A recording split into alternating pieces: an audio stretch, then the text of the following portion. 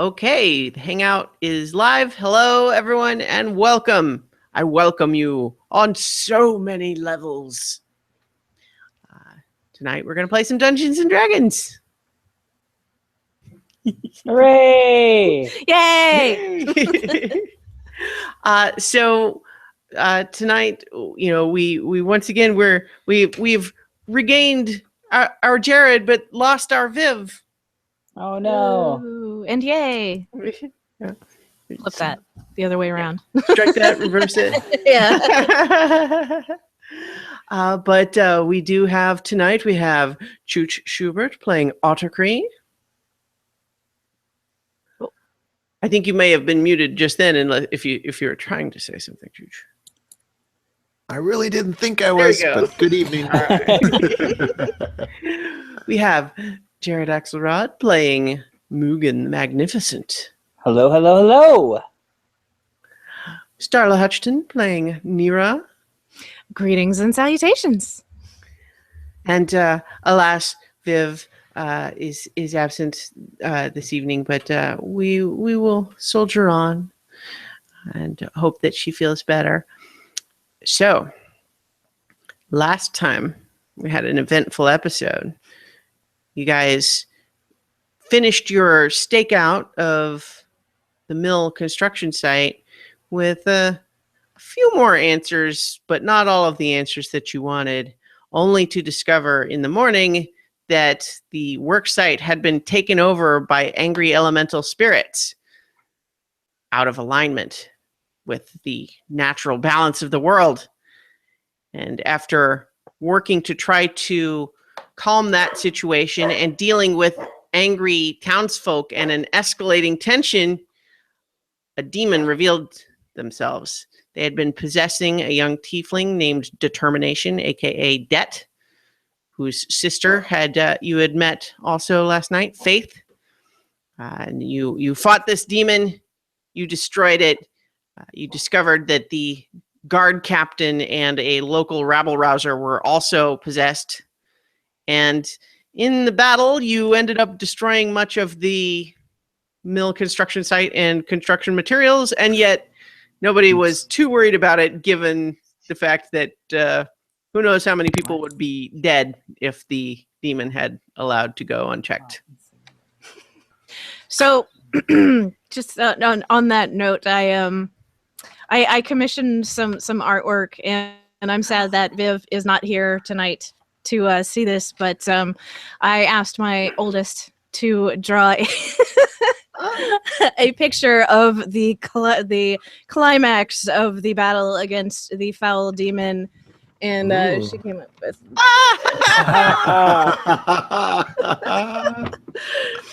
So, that is wonderful. Please scan that. We'll put it online if that's all right.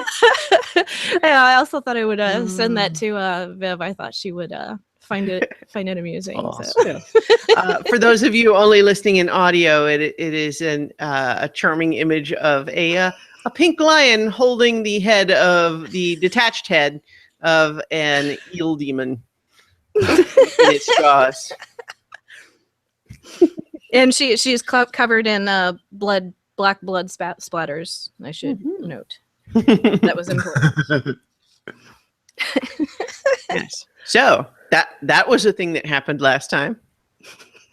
The mayor of this little town thanked you for your assistance and promised both to make more of an effort to tamp down the prejudices that had run rampant in this town, but perhaps that had been encouraged and deepened by demonic influence. But nonetheless, he was going to work on it. And he also promised to write you a letter of reference, which I have emailed to each of you. Yes. But we're going to pick up this time just where we left you, which is everybody is still more or less wounded from the fight. You have not yet had your short rest, although you're welcome to do that now if you like. You all have gotten 600 experience points for everything that happened in the last episode. both for the fights and for sealing the breach with the stolen moment, which apparently still can do things. Yeah. So we should be at 3,300 experience now, right? I believe that's correct. That's what I got. Okay. Just making sure I'm mathing right. Okay, so we're still at the construction site. The oven, the stack of bricks have both been shattered. The windmill works have been toppled and smashed. There's a hole in the middle of it, and lots of scared people, but kind of it seems like it's calming down. What's the plan? To roll some hit dice. Think I mean, a good shawarma doesn't sound too out of place at this point. I know Mugen got hit that last go around as well. I don't know how much he's down though. I think I have that recorded. Let me pull that up. It wasn't too bad, but with the hit dice, do you have to roll all of them, or can you just roll like 2? Roll as many as you want. All right. So you can roll 1, and if it's not as many as you want, you roll the next one, and so on. Yeah. Okay. Well, we'll just do one at a time. Okay. That is a 6. You were 10 HP down, Mugen. So you were at 22 of 32 That's no good. after that battle. So you should have 4d8 hit dice that you can do now. Are you guys having your short rest there at the site? But probably not. You guys want to go back to the tavern? Yeah, shawarma. Shawarma. All right. So you guys kind of pick up your gear. You are looking a little the worse for wear. You've just been through a battle and all.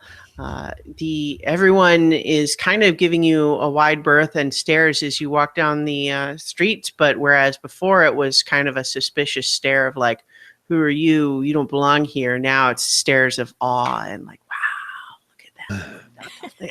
Yeah, heroes of legend. Thank you very much. Yeah. Heroes of legend. So you make your way back to the Smiling Toad, which is the halfling scale inn and tavern where you had your rooms. I assume that's where you were headed? Yes. Yeah. Yeah. Okay, so you enter. There's a lot of activity in the common room. People who were just spectators to this whole event have come here to talk about it over beers, and so now once again, kind of a hushed awe. Everyone's looking at you, and you actually get a round of applause, and the barmaid is still giving you the same look. She's still cleaning the glasses. Totally unimpressed.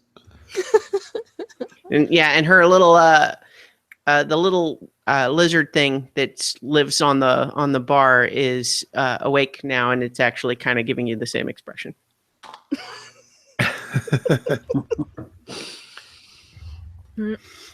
Well, are we taking seats? Oh. Well, first Yeah, I'm kinda soaking nod to in the this crowd applause, bowing, flourishing, all the usual. Oh, no. Couldn't have done it without the faith of you people in us. Oh, no, please. Oh, flowers. Oh, you shouldn't have. Oh, thank you. I'll put these in some water. Thank you. You certainly can buy my drink. That's very sweet of you. I was just going to say, you have actually offers from enough of these halflings offer to buy you drinks that you probably have enough for 3 or 4 rounds just from these initial offers, if you choose to take them up on that. I will take one. Taking them up. They are served to you. It's just ale in halfling-sized steins, but Maybe 2 then. Yeah. You're gonna need more than Well, one. The halflings enjoy their ale, so it's not like they're not tiny. They're just not a great big stein. Comes It's in just- pints. Yeah. Right. It comes in pints. Right. So the barmaid doesn't seem in any hurry to give you free drinks, but she's certainly willing to accept money from the other halflings in order to give you drinks, and she does so. Mhm. She sets out around for you. All right. Bottoms up. Bottoms up. Well, that was a morning. Yeah. Like to do my killing before breakfast. I'm not used to this side of you, Toots. I like it. I think I like it. Yeah, it was kind of exhilarating, if not a little rough on the armor. So, Villanocta, huh? Yes. How many more days do we have left to go before we get there? About 3. You don't know exactly because it'll depend on how fast you're trying to move, but about 3.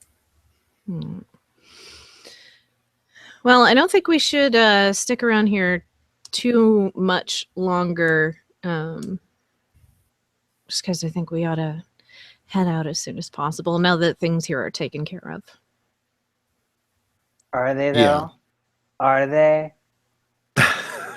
Yeah. Taken I mean, care yeah, of they- enough. They seem pretty taken care of. I'm just making sure. I think we killed everything that we're going to kill today. Everything that required it. Yeah. Yeah, I think Philanocta with all haste. And now that we know, well, yeah, I was going to say now that we know that the password is valid everywhere. That idiot Yeah. didn't forget it. And we've got this other letter. Oh, wait. Does that letter match the names on our papers? The second set of papers that you guys made, the replacement set, you Oh, yeah, we did use you the did have your Okay. real names put on there. That's right. Yeah. Okay. Yeah, I didn't even think about that.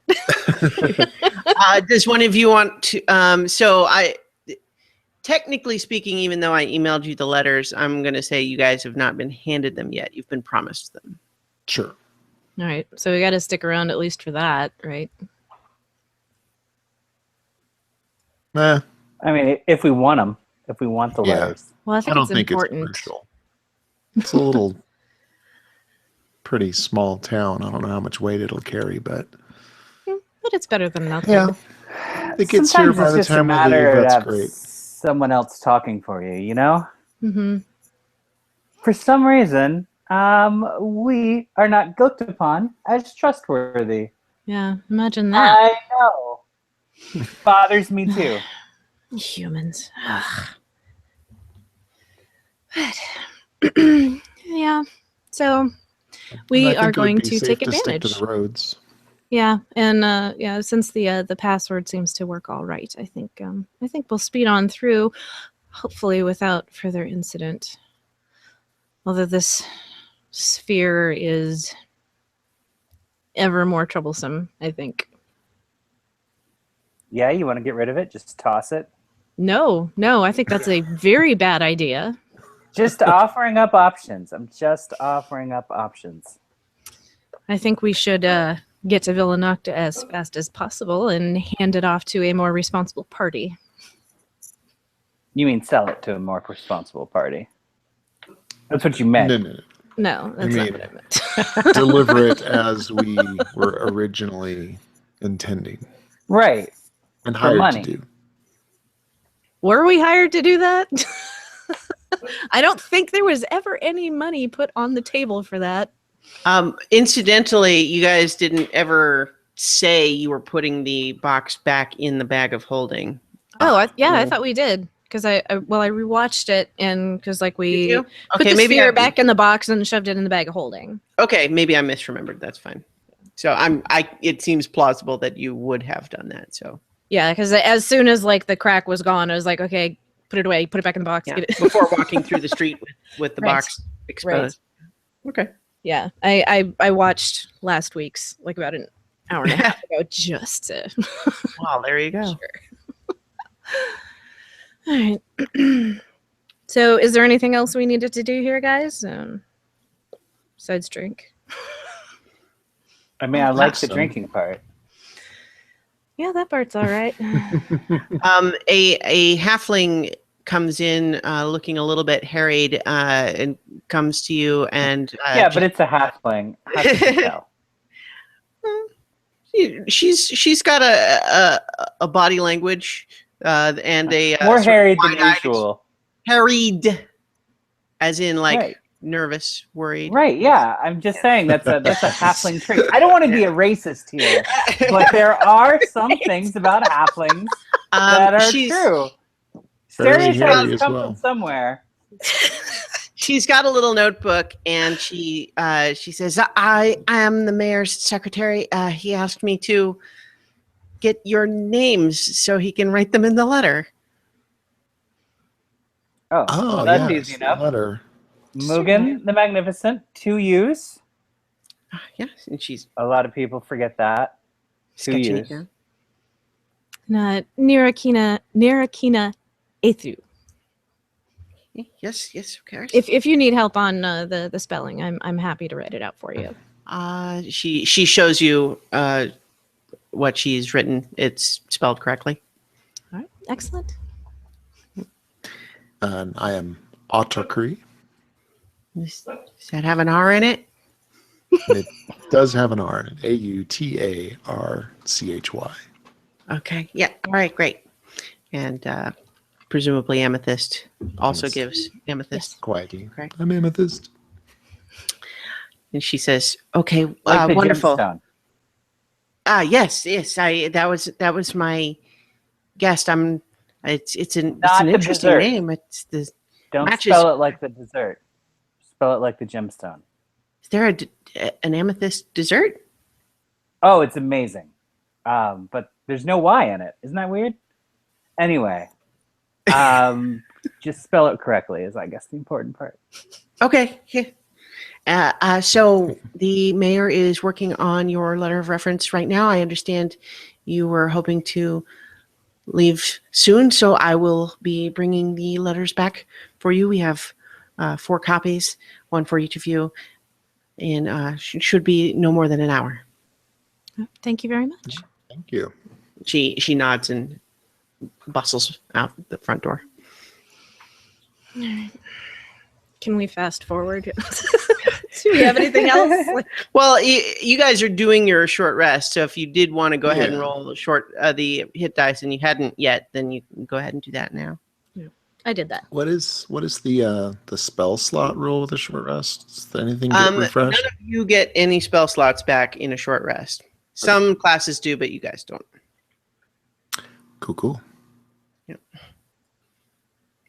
So yeah, you guys used a lot of your spells already, and it's still only about 9 a.m. So All I got left is cantrips, so I can boop people, and I can maybe set a bit of them on fire. Right, isn't Sacred Flame a cantrip? Yes. See? You're fine. You're fine.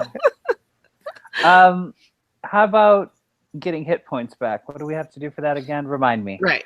So this is the hit dice that I was mentioning. So as level 4, which you guys are now, you have 4d8 as a rogue. So what that means is you can roll a d8 up to 4 times, add your constitution modifier to whatever you get, and you recover that many hit points. But then you have spent those hit dice, and you recover the hit dice when you do a long rest. Mm-hmm. So basically, I think you have a +1 constitution. So Right. you would roll a d8 +1. And then if you still want more, you do that again. And you can do that up to 4 times before you would need to do a long rest. All right, so that's a 5. So take that, and that's a 6. Let me do one more roll. 1. So that brings me up to 8. So that's nice. Mhm. That's good. Puts me at 30 hit points. That's good enough. Yep. What did you get back to, Nira?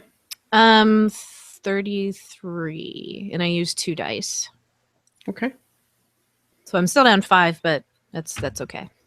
I don't think you actually you got possessed, Ottercree, but you didn't actually take. No, I showed I was down. Oh, Yeah, you're because he right. got hit with my thunder wave. That's right. Right. I guess I Yeah. didn't record that in my app. So So what I are you? expended 3 hit dice to get back to 35. So I'm down Okay. 1 hit point. Right. I was going to say when my app didn't show you as anything, but then I remembered just like, oh, this doesn't seem right. Okay. And then Amethyst was at 18 of 30. So you guys was that in her lion form or was that in her? she took some damage before she shifted into her lion form. Okay. Because remember she took some hits from Ottercree Yeah. when he was Yeah, she did. enslaved. What's her hit die?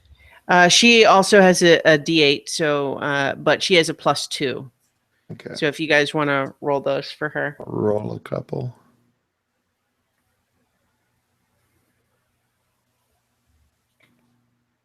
One. Let's just 3. Do another one. There's an 8. Okay. That puts her up to 12. full then yeah. Yeah. So yeah, 2 hit dice. Okay, great. So you guys hanging out, you're enjoying your ales. I imagine did you stick with just the one or you move on to accept a couple more free rounds? I'll do one more. Okay. Nope, that's it. All right. I think you can all reasonably handle 2 halfling-sized beers without really feeling it too much. All right. So are you guys? You're just still when you rushed out because you were in the middle of kind of waking up when you heard all the commotion at the site. Did you pack up everything from your room and bring it with you, or because you were getting ready to go, but it was kind of short notice?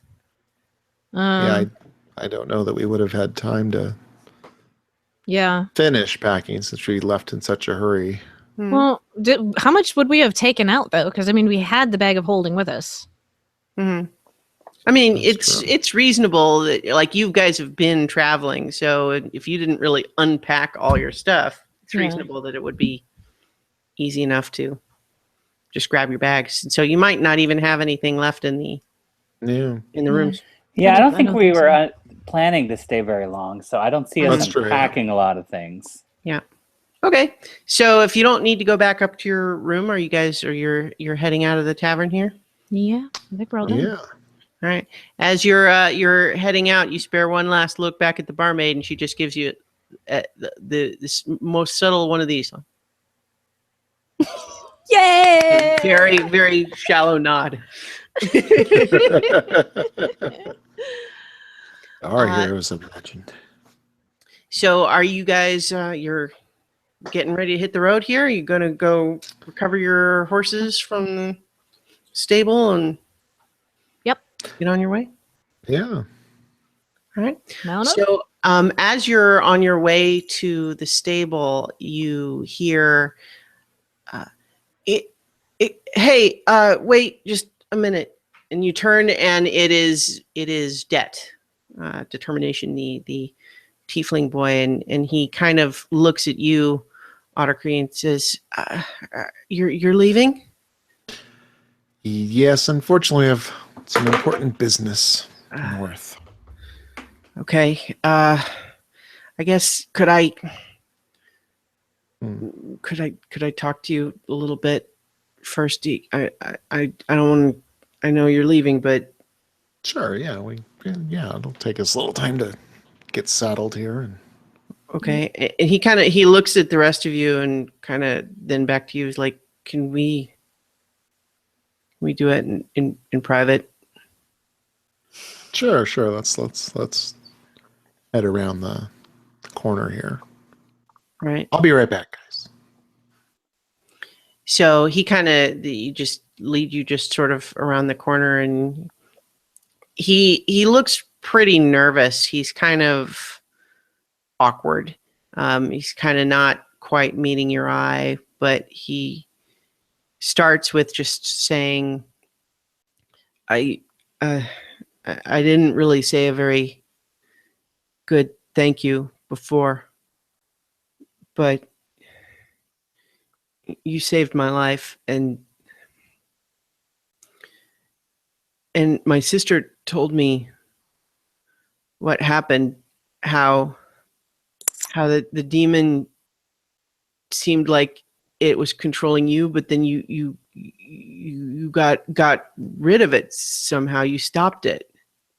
How did you do that? Well, a There's this thing combination called of a things. savings throw. You're not there, Mugen. Let me tell you the wonders of the D20. No, Right. it was a combination, something you're familiar with.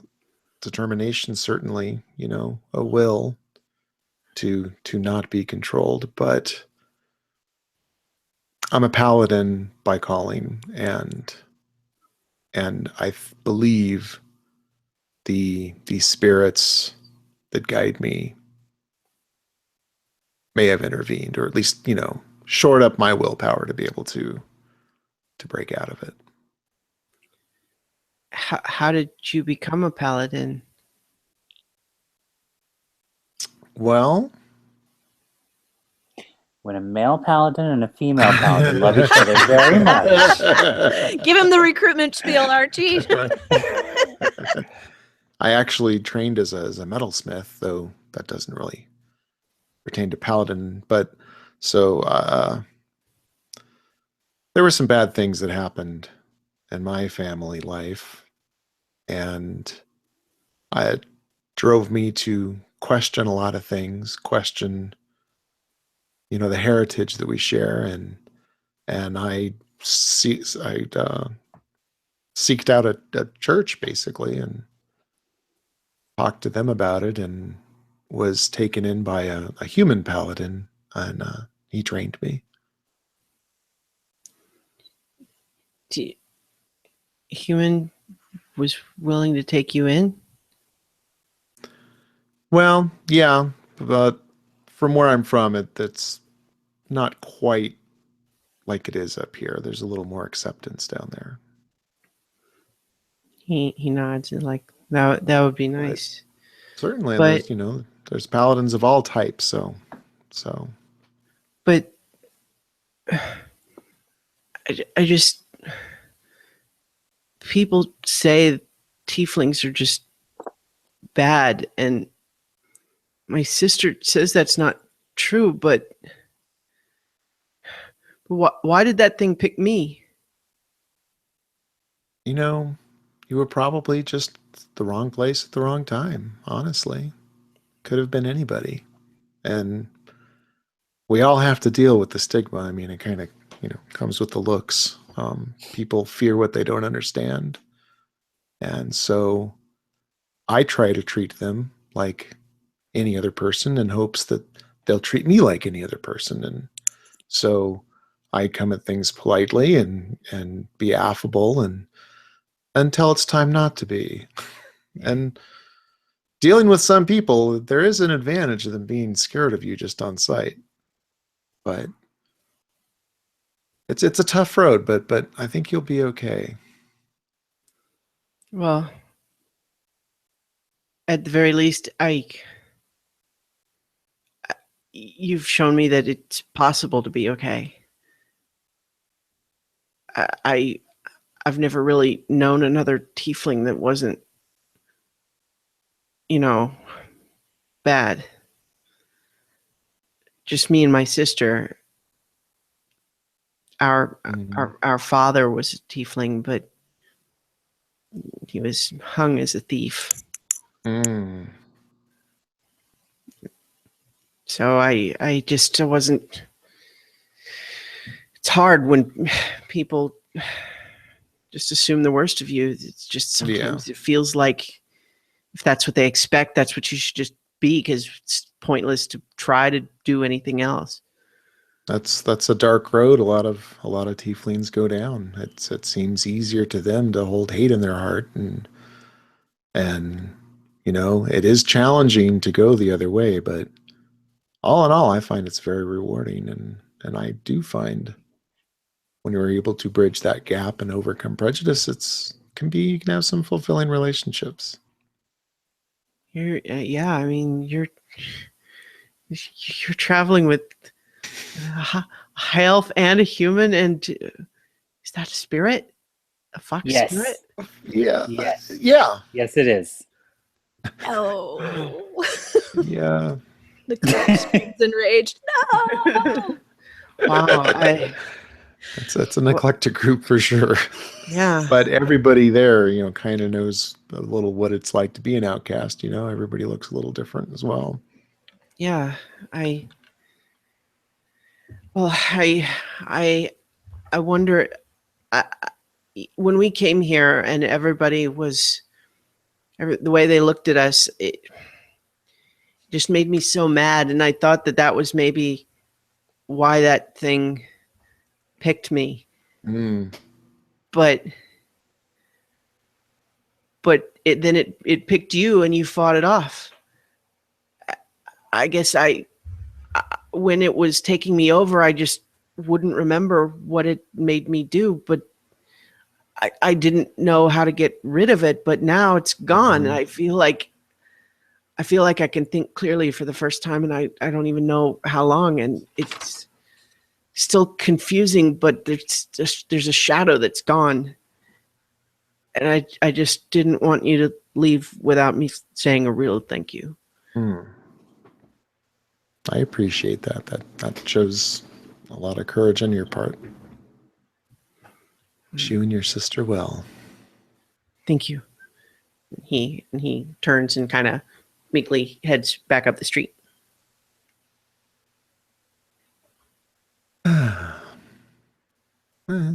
Come back around, everybody. So, what was There that you about? go. He wants to join the heroes of legend? You told him he couldn't, I imagine. Just another confused kid. Tough age. Well, it's good that he has someone to look up to. Yeah, you hear that? Yeah. You're a role model, Clyde. A role model. A hero and a role model. Well, I'll have to live up to that. So while you guys are kind of getting your horses ready, the mayor returns, or he finds you, and secretary sort of still, at his side, and she hands you, 4 folded pieces of paper with a little. It's got a seal on it, but it's not holding it closed. You can read it, but it's just kind of an official, like, signatory type of seal. And she hands those to you, and the mayor just says, "So you are heading on, after all." Oh, no. Oh no. Yep. Important business. Well, Has to take us away. I understand. Obviously, with warriors of your caliber, I'm sure are needed all over the land. But I just wanted to once again thank you. You are welcome in Durania anytime, and I hope that those letters give you some degree of assistance in your travels. Well, we thank you very much for your hospitality. And he gives you sort of short bow, and he's already very low to the ground, but and he just kind of clasps his hands and says, "Very well then. I am supervising the construction site cleanup, so I will get back to that. And I wish you well." All right. Same to you. He heads out. We lost Jared. He's back. Oh, welcome back. Are you actually back? I'm actually back. Okay, good. Yay. Okay. So, if you missed anything, the mayor just wished you well, and he went back on his way. So, you guys are heading out to the gate. Yes. So as you're Road. as you're moving through the gate, it is the gate on the opposite side of the town because the town is right just on the road. You head through, and the guard captain is there, but he kind of doesn't meet your eye. He just lets his underlings. How do their uniforms look? They're pretty sharp. They Yeah. look freshly polished. Yeah, I bet they do. All right, so they let you right through. They don't check anything, but they open the gate for you and will let you through. All right. Off we go. Great. All right, so you're, aside from your battle, this is it's a nice day.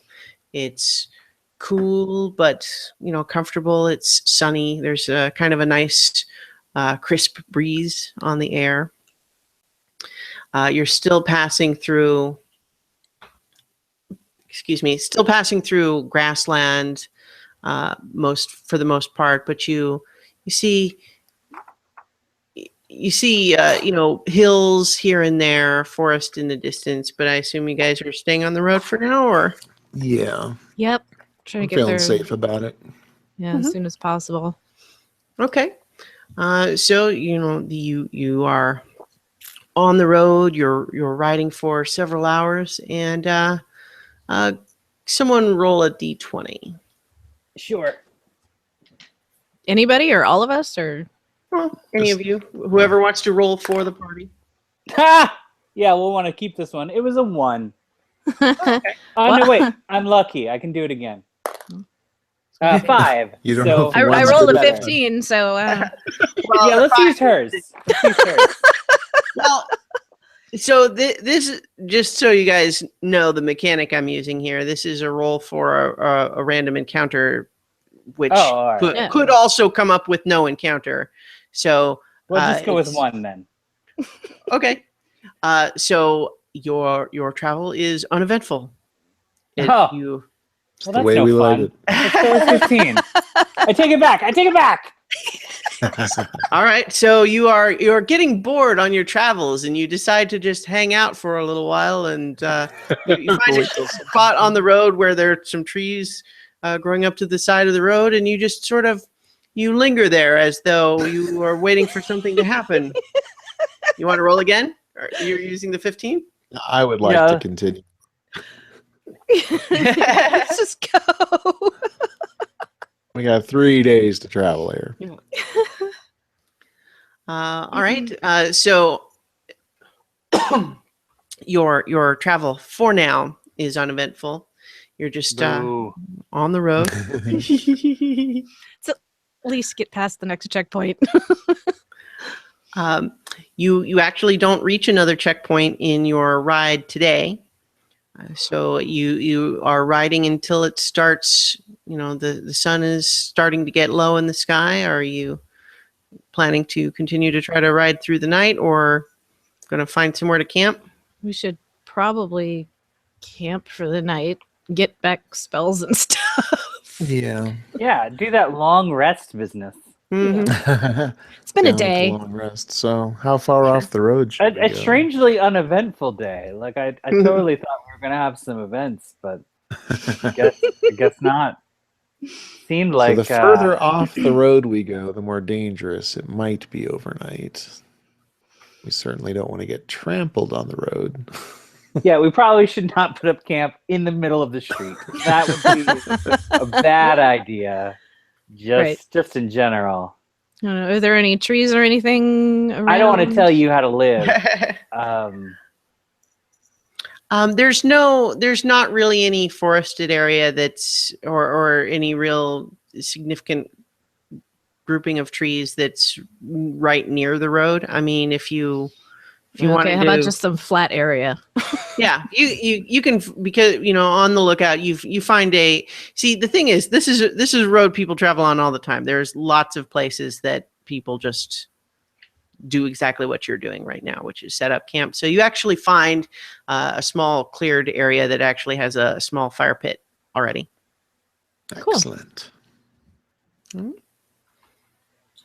All right. Camp. Someone up did and- not follow the campsite rule. Look at this, leaving a fire pit. Well, it's not This burning. is At what's least they didn't happened. leave a fire. It's You just know, it's a ring You're of gone stones. for 100 years, and civility just goes out the window. This is what happens when the heroes of legend aren't around. This is proof. This is proof. I call it a convenience. All right, so are you starting a fire or just setting up camp? Yep. Yeah. Sure. Okay, so as you are getting ready to settle in for camp, roll another d20. Someone else do it this time. Okay. And try 12. not to get a boring roll. Let's see, 12. Sorry, I was scrolling on to different notes. 12. Okay, as you're settling in, it's late enough now that the sun has set. It's relatively dark, but you guys are still relatively near the road, and so you hear some horses approaching Mm. at a relaxed pace. They're not galloping. It's just sort of a easy walk. Okay. Keep an eye that direction, but keep working. Yep. Right. So you hear a voice call out, "Ho there! May we approach your camp?" How many are you? 2. Sure. 2 guys? Sure. Come on over. And so as the horses approach, 2 human men, they look like they're maybe mid-20s. They have packs of their own. They dismount and kind of nod at you and just say, "Could a couple of fellow travelers share your fire?" Possibly. Don't see why not. Mm. Sure. I wanna give them the once over. See All if right. their boobs or not. So what are you checking for exactly? I am checking for 2 things. One, if they are of ill intent, Okay. and Uh. 2, if they are gullible. All right. Well, roll first an insight check. Mm-hmm. I just want to point out that I have good night vision, so Yeah. Well, they're also by the fire now. You can see, you Yeah. can all see them pretty well. All right. They've come up to the fire. insight. Okay, yeah. That is a 23. They seem sincere. They don't seem to be harboring any kind of ulterior motive. They're, as far as you can tell, they're just travelers All right. who are looking for a place to camp, just like you guys. All right. And are they gullible? Now roll a perception check. Oh, that's a 5. Hmm. No, wait. Excuse me? A 6. Oh, wow. That's different. Ooh. Yeah. It's hard to say. Yeah.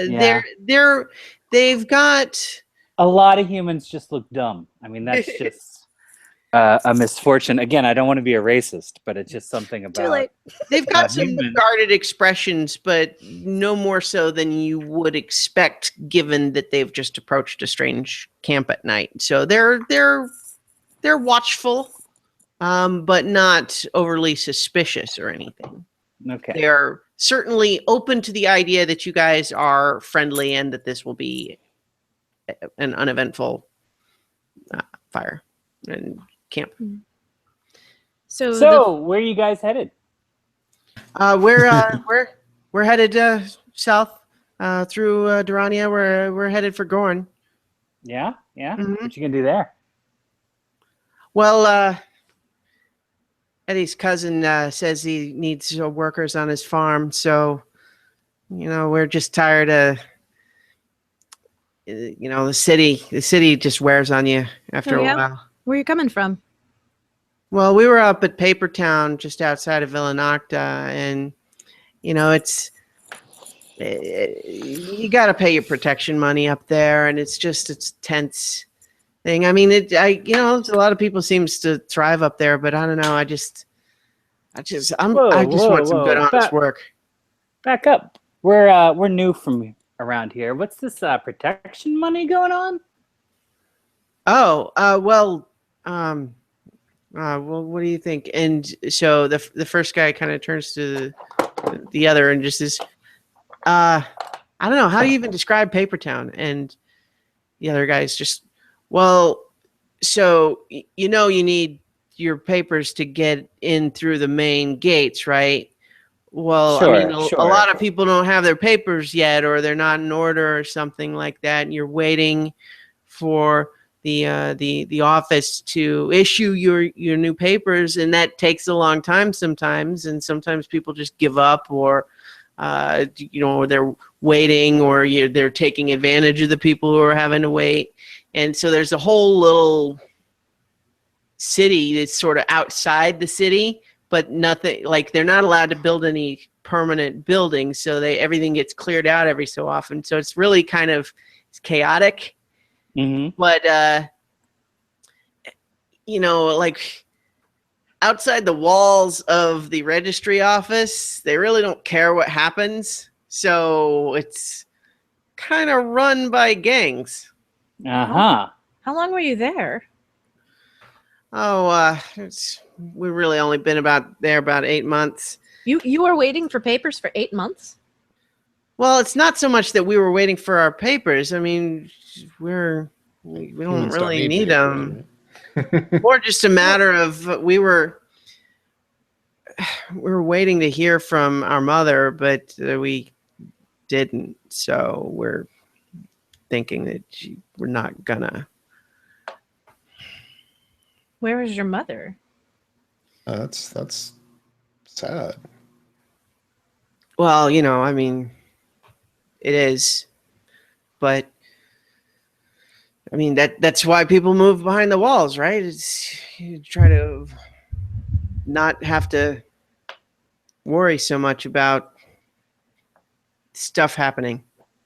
Where's your mother that you were waiting for her outside of Villanocta?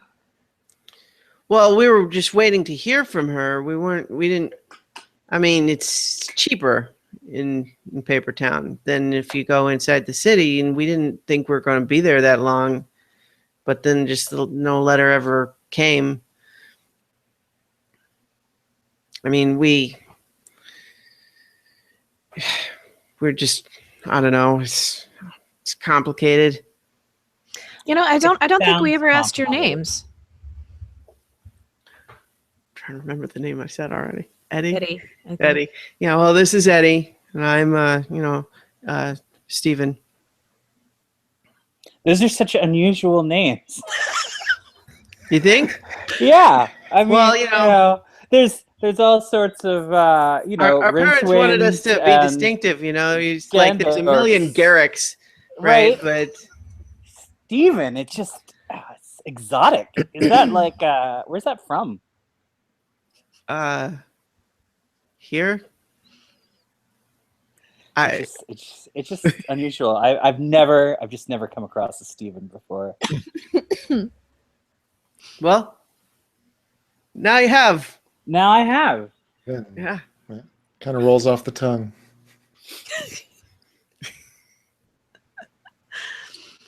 So what about you guys? You guys where are you headed? Oh well, Go ahead. we're Go headed ahead, in the Manu. opposite direction you're going. It seems like heading right up to Villanocta itself. All right. Well, hope you have business there. Well, I'm just I don't mean to pry. I'm just saying it's a place where if you don't have business to attend to, business of you become other people's business. yeah, that's kind of our deal. That's frequently what happens to us. But I'm really curious about these gangs you talked about. Do you know who's the main gang we have to worry about in Paper Town? Well, Madrigal kind of runs the everything kind of goes through her. She there's smaller gangs, but she plays them off each other. It's like it's kind of a weird arrangement, but they all sort of they all report to her, but then fight with each other, and she doesn't care as long as she. Please, I don't know what you've planned, and I'm just really hoping that the gangs in Paper Town all have very distinctive outfit and face makeup, like in the Warriors. Like, please, are there some baseball players and maybe some guys who just wear vests? And could be. I mean, I'm sure you've got plans. I'm just saying that was the image that popped in my head, and I just really want it to be true. That's all. Yeah. That's all. Well, I mean, they definitely, because everyone reports to the same authority, it's like it could get confusing if they don't have some way to identify each other on site. So they're all kind of, they got their themes. Are they all, are they strictly human gangs? Oh, no, they got all kinds. Madrigal's a dragonborn. Wow. Yeah. Well, with a name like Madrigal, you kind of expect that. Yeah, I guess. I've never met any other dragonborns. So I'm still a little confused that your mother you couldn't go see her in the city? You had to wait? Well, I'm prying. I'm sorry. I'm just a nosy person. You don't have to talk about it. But really, what's going on? Well, so up north they got the hobgoblins up there, and so the Tashmian military was trying to go around conscripting people, and we kind of didn't want to be in the Tashmian military, so we had to leave. But we can't go back now, or else we'd be deserters. So we're trying to go down to our cousins. Maybe he's heard something, but it was long enough waiting in Villanocta that I don't think she could have sent us a regular letter for some reason. Well, if you're headed south anyway, I know they're in the process of trying to build a mill there in Durrania.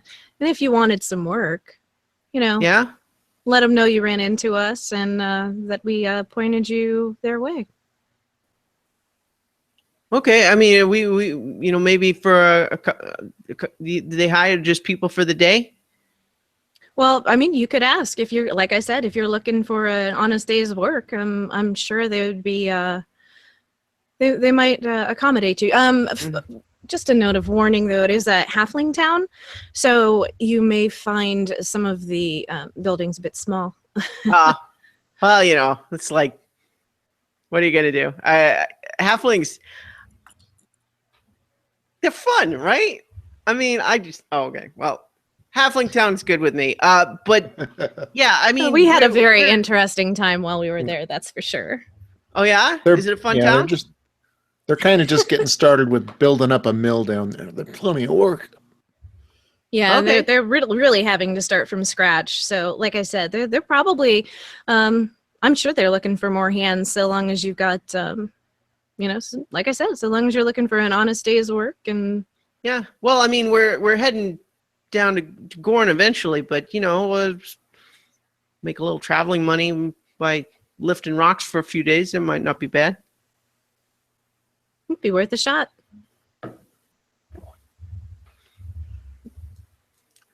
right. So, you guys, you cooking anything? I mean, we have some potatoes we could put in a stew or whatever.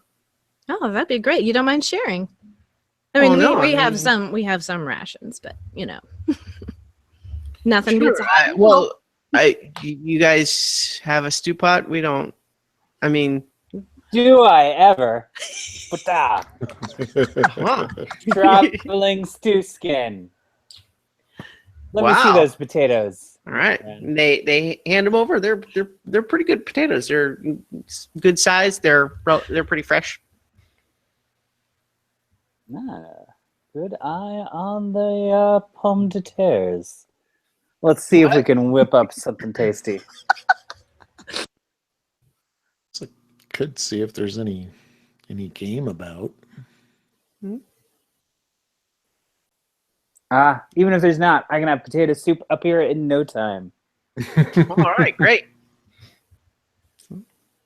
Got some bouillon here, a little dried. Oh, this onion's still good. Fantastic.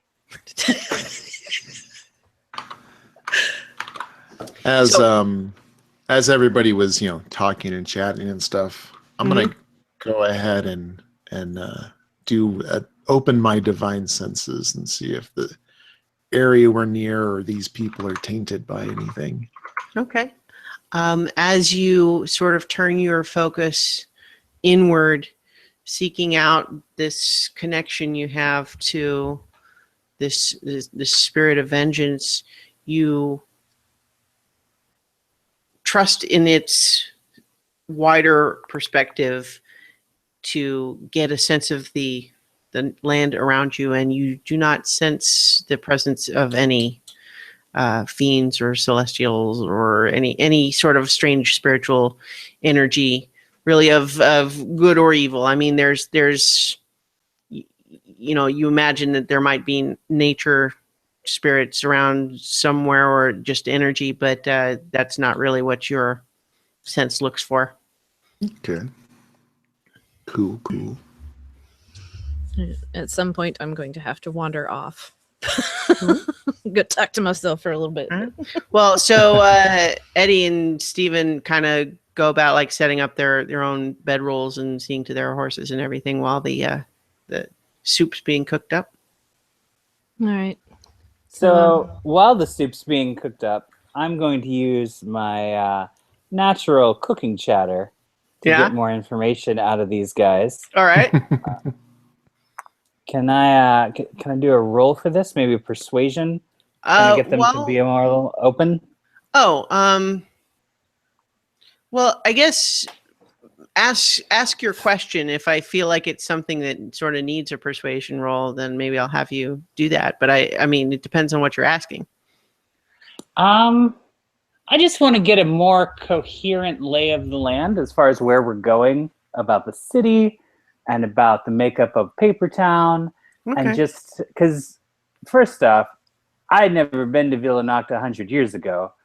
And now we're going again and still have no idea what's going on. So it's going to sound like idle chatter and gossip, but I want to get more of a better idea of what we're walking into, especially like the poverty level of the people who are in Paper Town, the nature of magicals, the how desperate are people there? Are we going to get beset upon by violent thugs, or are they just kind of like a Depression-era soup line where everyone's just sad? Like, what's going on over there? Well, so that's kind of a lot of questions. I mean, if we want to sort of, so what? Well, that's why I wanted to roll something, and then we could just skip through it. Oh, okay. So, these guys, you kind of get the impression that they're like they don't have anything to hide regarding descriptions of Villanocta, and so they're really kind of willing to answer questions to the best of their knowledge about it.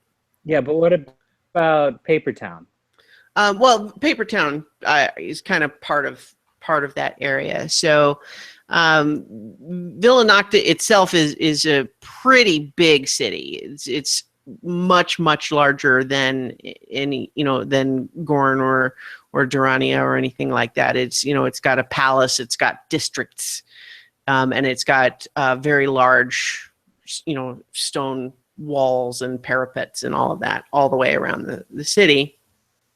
And then you've got these sort of smaller, non-permanent, permanent areas outside.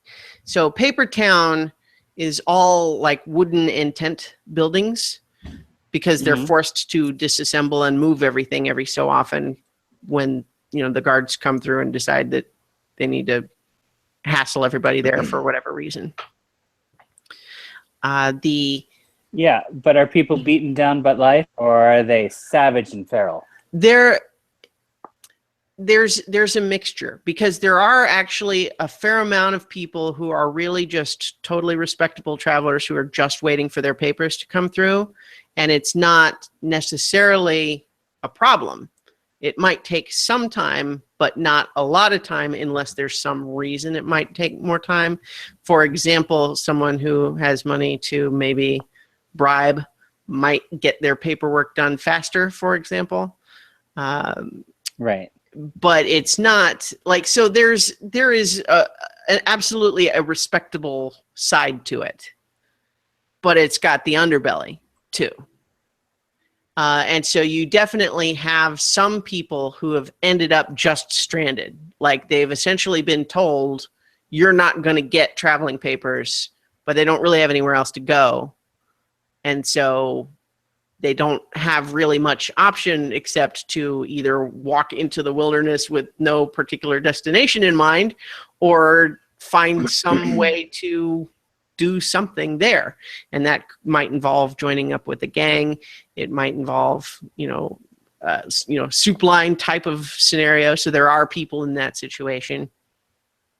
But there's also just, there's quite a mix. There's actually even people who seem like they're doing pretty well. And certainly the higher ups in the gangs would fall into that category. Mostly anyone who is not in some illicit business is either going to be living modestly or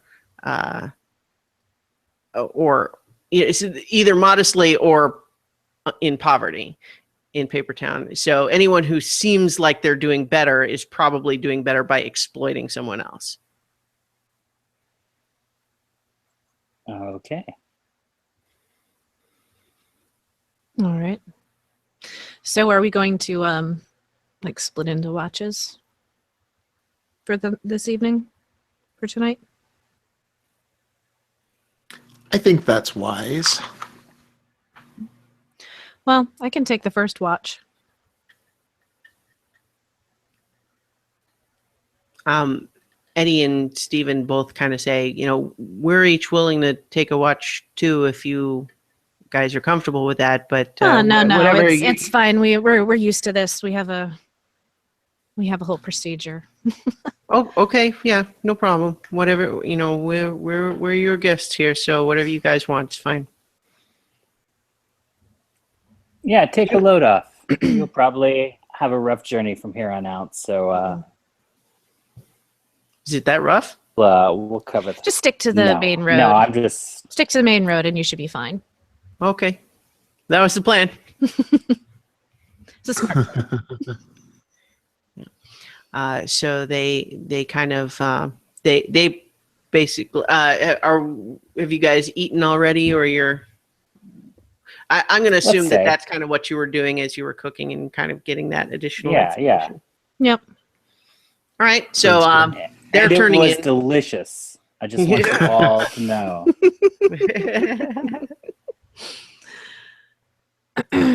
All right. So everybody turning in? Yeah. Sure. Yeah. Do you need to have your talk to yourself scene? just for a minute. Yeah. Go ahead. Go ahead. We're totally turning in. All right. I am going to wander away. Okay. From the crowd. So take care of my business. All right. So let's see. I'm going to center myself. You know, one of these days I'm going to like write out the spiel so that I don't have to make this up every time. Okay.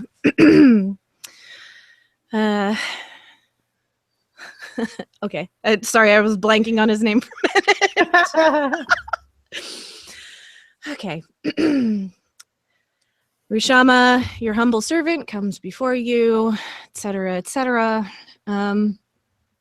Today I learned that there is more to the stolen moment than we originally thought. We found something today that may allow us to put it back together, but I'm not entirely sure how it works. There was energy transference of some sort, and we collected a piece, I guess. Hopefully we will learn more when we reach Villanocta, but that's about all I can tell you. Aside from, hey, we defeated a pretty nasty demon, so that was fun, I guess. And things were just very much in turmoil, but I think we've fixed it, at least in that much. So, but that was what I learned today. So as you're in prayer, you suddenly feel like a breeze come through that is much colder than the air had been previously, and what it honestly reminds you of is the cold air on the top of the peak, Rishama's Peak, when you had your previous vision there, and you do hear Rishama's voice speaking to you. You have encountered one of the fissures. There are many spread across the land, and many entities from beyond the material plane seek entry. They seek to exploit the natural energies that mortals can create. If you have the means of healing these fissures, it will do good in the world to close them. Is that your wish?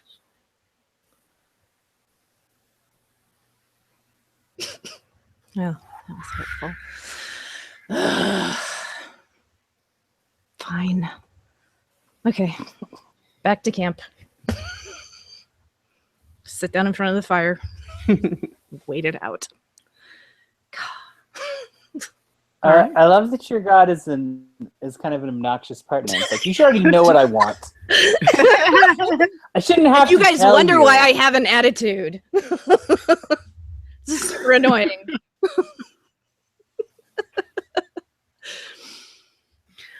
So the night passes. I'll assume that you guys go through your watch rotation as planned. Steven snores, That's fun. but otherwise, nothing else in particular happens. The night passes. The sun has risen the next day, and you guys All right, have. but before that happens, I want Sure. to go through their stuff while they're asleep. Oh, okay. You never know. There Sure. could be something important there. Sure. So make a stealth check. You're doing this on your watch? I'm assuming. Oh yeah. Or? Yeah. Okay. Yeah.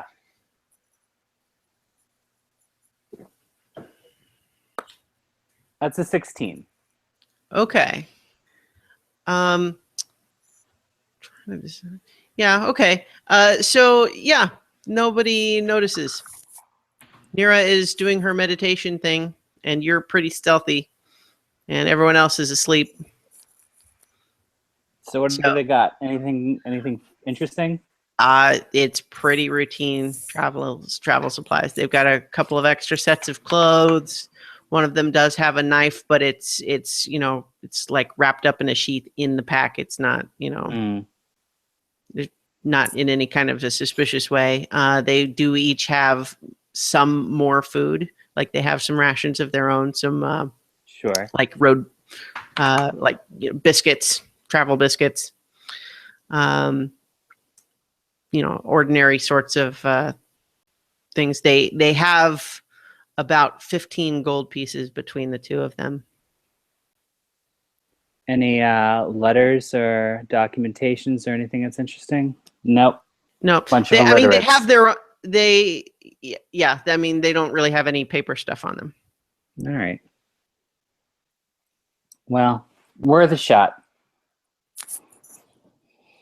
Mhm. I didn't want to let an opportunity to nose in someone else's business go by. Oh, sure. So I have a question. Since it's a long rest, does like our hit points and the hit dice and the spells, they all reset, right? Almost, yes. Hit points back to full if they weren't already. Spell slots are recovered, and you get 2 hit dice back. So if you only used 2, you're back up to full. Sweet. But if you used more than 2, then you only get 2 back. Cool. And then you get up to half of your hit dice back for every long rest. So, like if you're still down 1, the next time you do a long rest, you'd. Cool. Mm-hmm. All right. So, the sunrise has come. Eddie and Steven are packing up their horses. They thank you for allowing them to share your camp, and they're headed south. Never see them again. Safe journey. All right. So you're let me pull up my map. So you guys are heading you're continuing to head north. Yes. I'm looking at the map just to make sure I'm gauging the appropriate landscape. As you're following the road is starting to the curve as it heads more in a northeastern direction is kind of more noticeable now. Like not so much the curve, but that you're not heading due north. But you're still following the road, which goes to Villanacta. You see up on the horizon that there's some mountains. These are the barrier mountains that are in the distance ahead of you. The road is still well maintained. The travel is easy. Your horses are doing just fine. So go ahead and roll another d20. Go for it, Chooch. Yeah, Chooch this time. All right.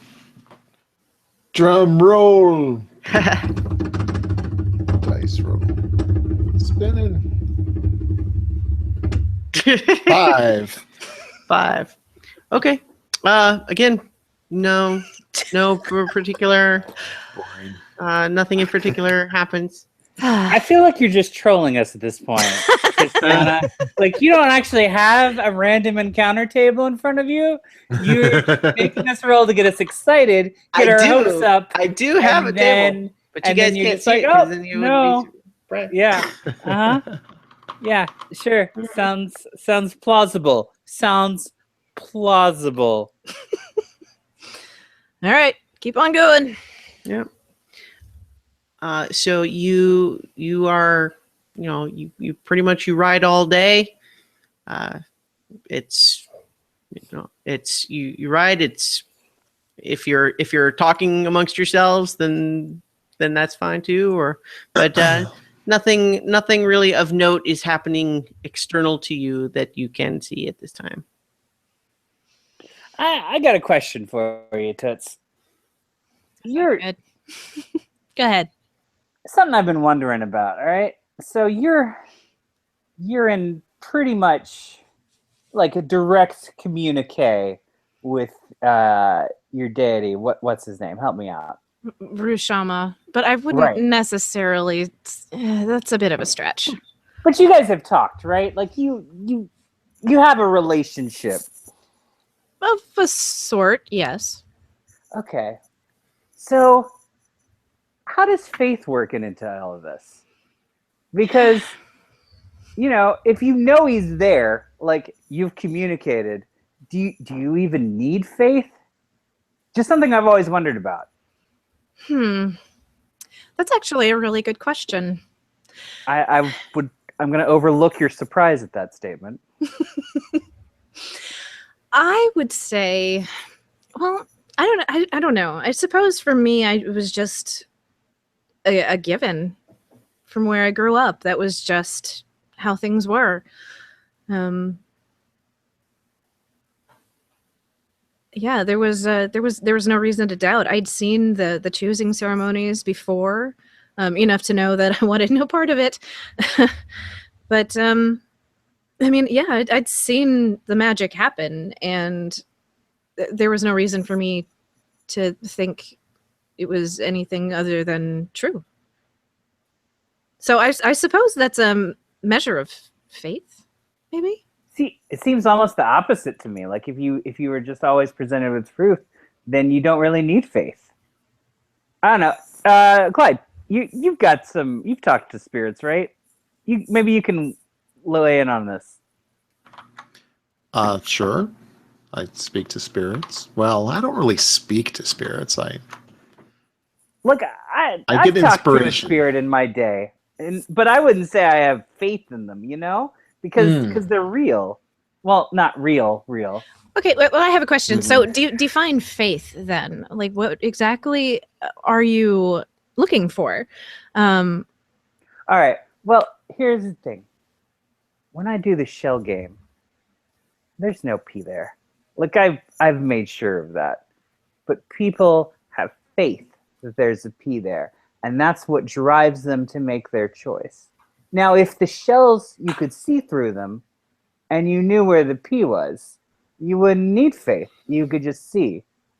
So I wonder if, we interact with these creatures that are more powerful, on another plane. One of them lives in a walking stick that we carry around with us. That's, do we have faith in them at all? Or are they just part of the landscape? I wouldn't say that what I have was called faith, I suppose. There is a belief element to it, but that's only because I know it to be true. Right, it's not really belief then, if you know it to be true. That's fact. So is it a fact? Is your God a fact? Because that's crazy. Or is it? Maybe it's crazy not for your God to be a fact. There's a lot of gods out there. Can we talk about that for a moment? So many gods. Hey, Nira, if you want, you can make a religion check to know a little bit more about what you would have been taught on this subject. Sure. I got a 13 plus, I've got proficiency, 13, 15, and intelligence plus 2, so 17. What your teachings, where you're from, would have told you about this type of question is that it's not so much faith about, like, does Rushama exist, because that seems self-evident. However, there is an element of faith in believing that Rushama is worthy of praise and of being followed. So the people from your city, venerate Rushama, believe that Rushama is a valid source of wisdom, and do their best to honor Rushama in the way that Rushama likes, with rituals and by following what is asked of them. And so there's an element of faith in believing that that is a good thing to do. So what she said, and I'm going to add, there is so take the kobolds, for example. We live in a world where if faith is strong enough, these things can manifest and actually become true. This is a fact of the world that we live in. So it's just a matter of having enough people believe the same things and the same truths that give them power.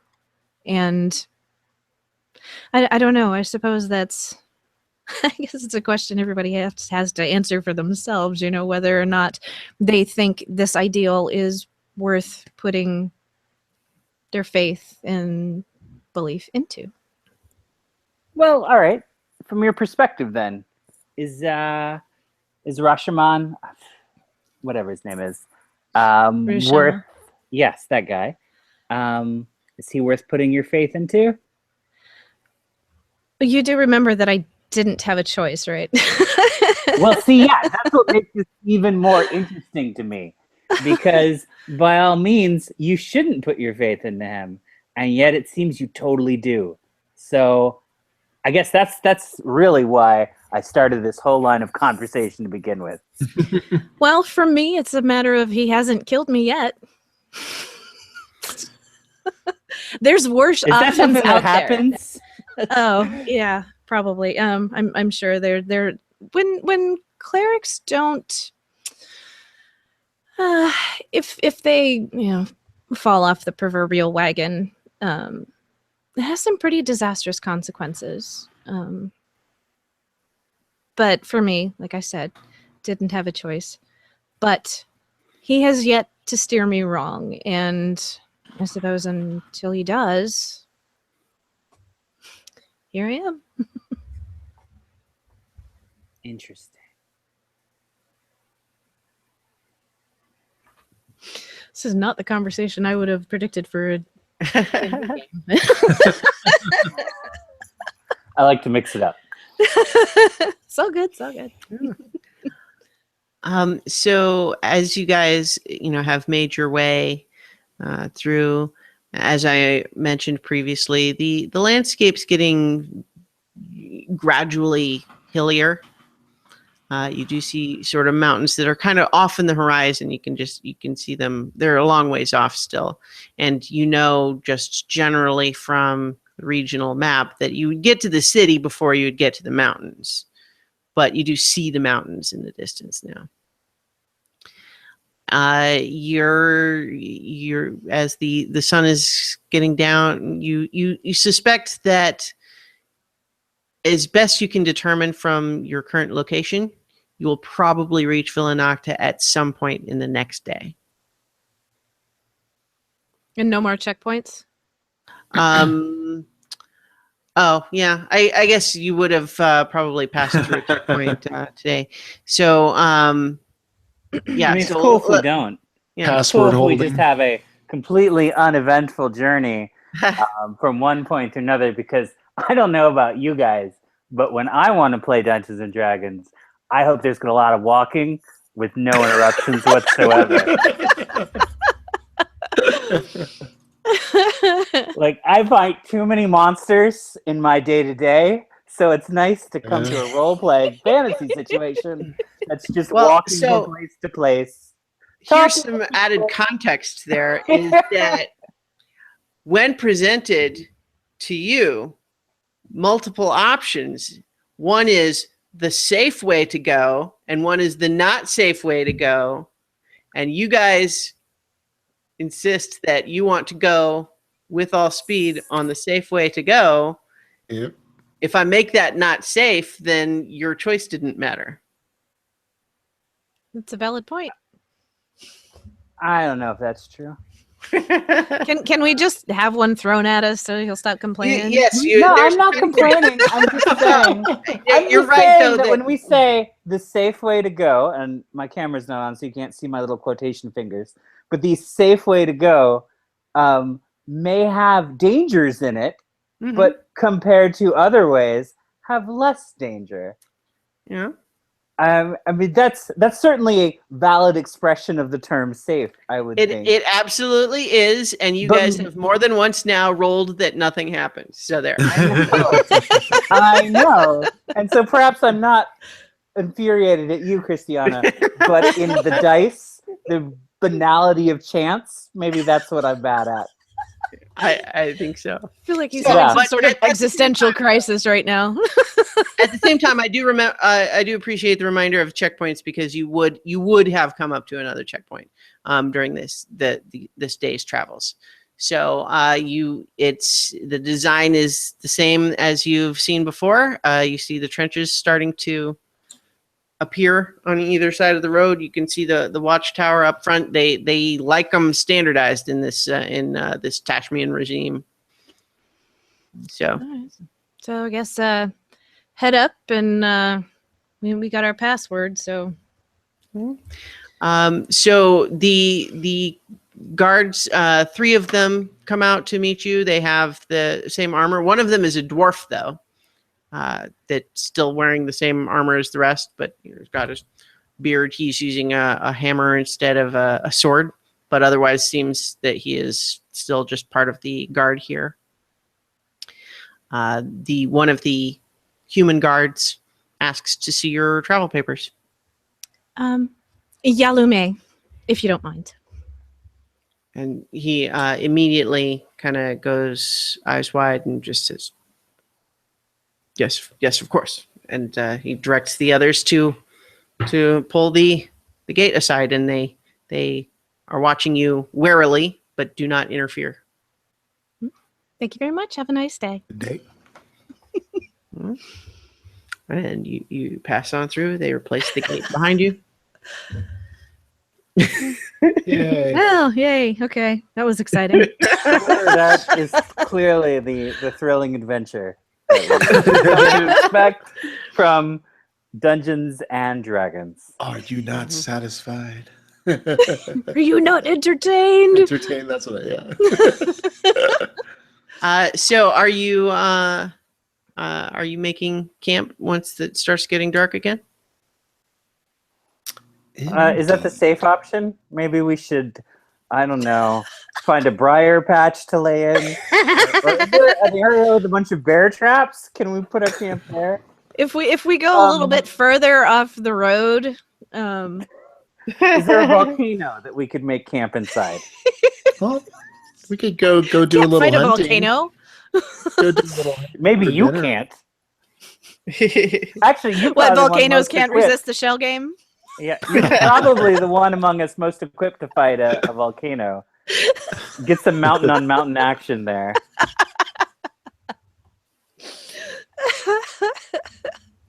Could do a little hunting for dinner.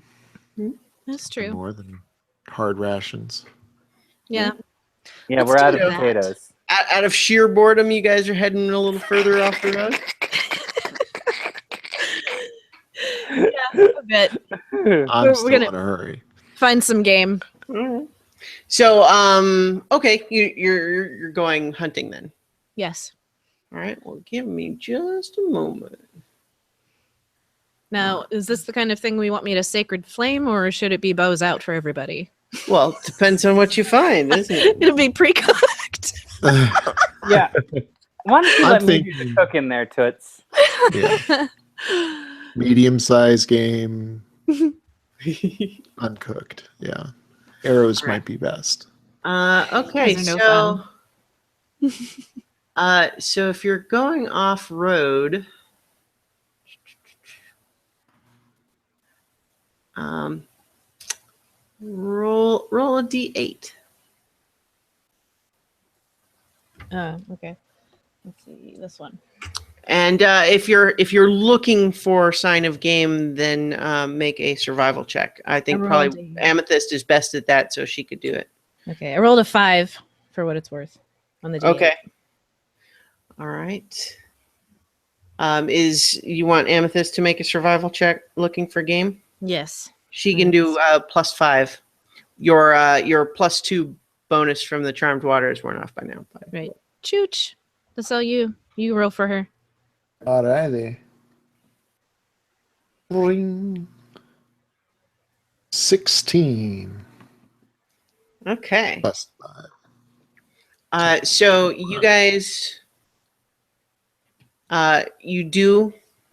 She kind of reaches out with her sort of awareness of the natural world around her, and senses that there is a deer nearby, but she also senses something that it feels natural, but she's not encountered it before, and so doesn't know what it is. It's a strange sort of sense. And so you do spot the deer after tracking it, but she knows that nearby there's also some sort of a strange natural presence.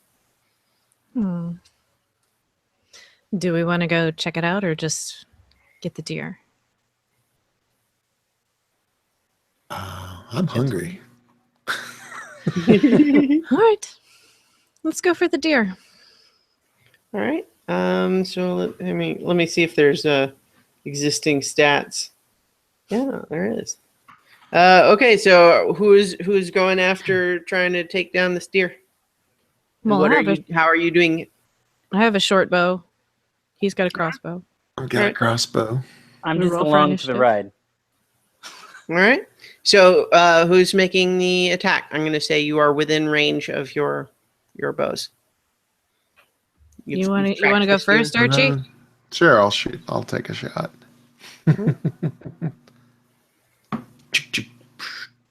Punk. All right. 6 plus.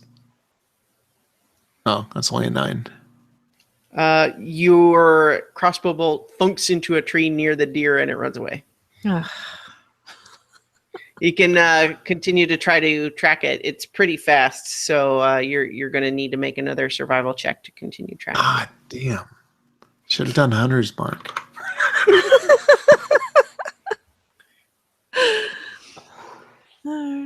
Oops. All right. Are you gonna I'm roll? hungry and tired. Are you gonna roll for a survival for Viv Yeah. again? Amethyst. What an amethyst. That one's only a 6. +5, so 11. So 11. Yeah, it takes a little longer than you would have preferred, but you do eventually kind of catch up with it again. You can try another attack. What's Hunter's Mark? It's a spell. Yeah, it's a spell. So it gives me a bonus to hit the thing. Plus, it gives, or I'm not a bonus to hit, a damage bonus. Mm-hmm. And I kind of like mystically mark it so it's easy to find if it gets away. All right. Well, you want to do that and then try to hit it again? Yeah, I will hit it with Hunter's Mark. Okay. It's a bonus action. All right, So I'm it trying mystically marks it. Okay. And then another crossbow bolt. Boonk. 19. That's better. There you go. That hits. Plus 3. So roll your damage, and then you get an extra 1d6 damage for the Hunter's Mark. Although we'll see if you even need it. Plus 7 plus 2. 9. Yeah, that's plenty. You bring the deer down. Let's Right hit. in the heart.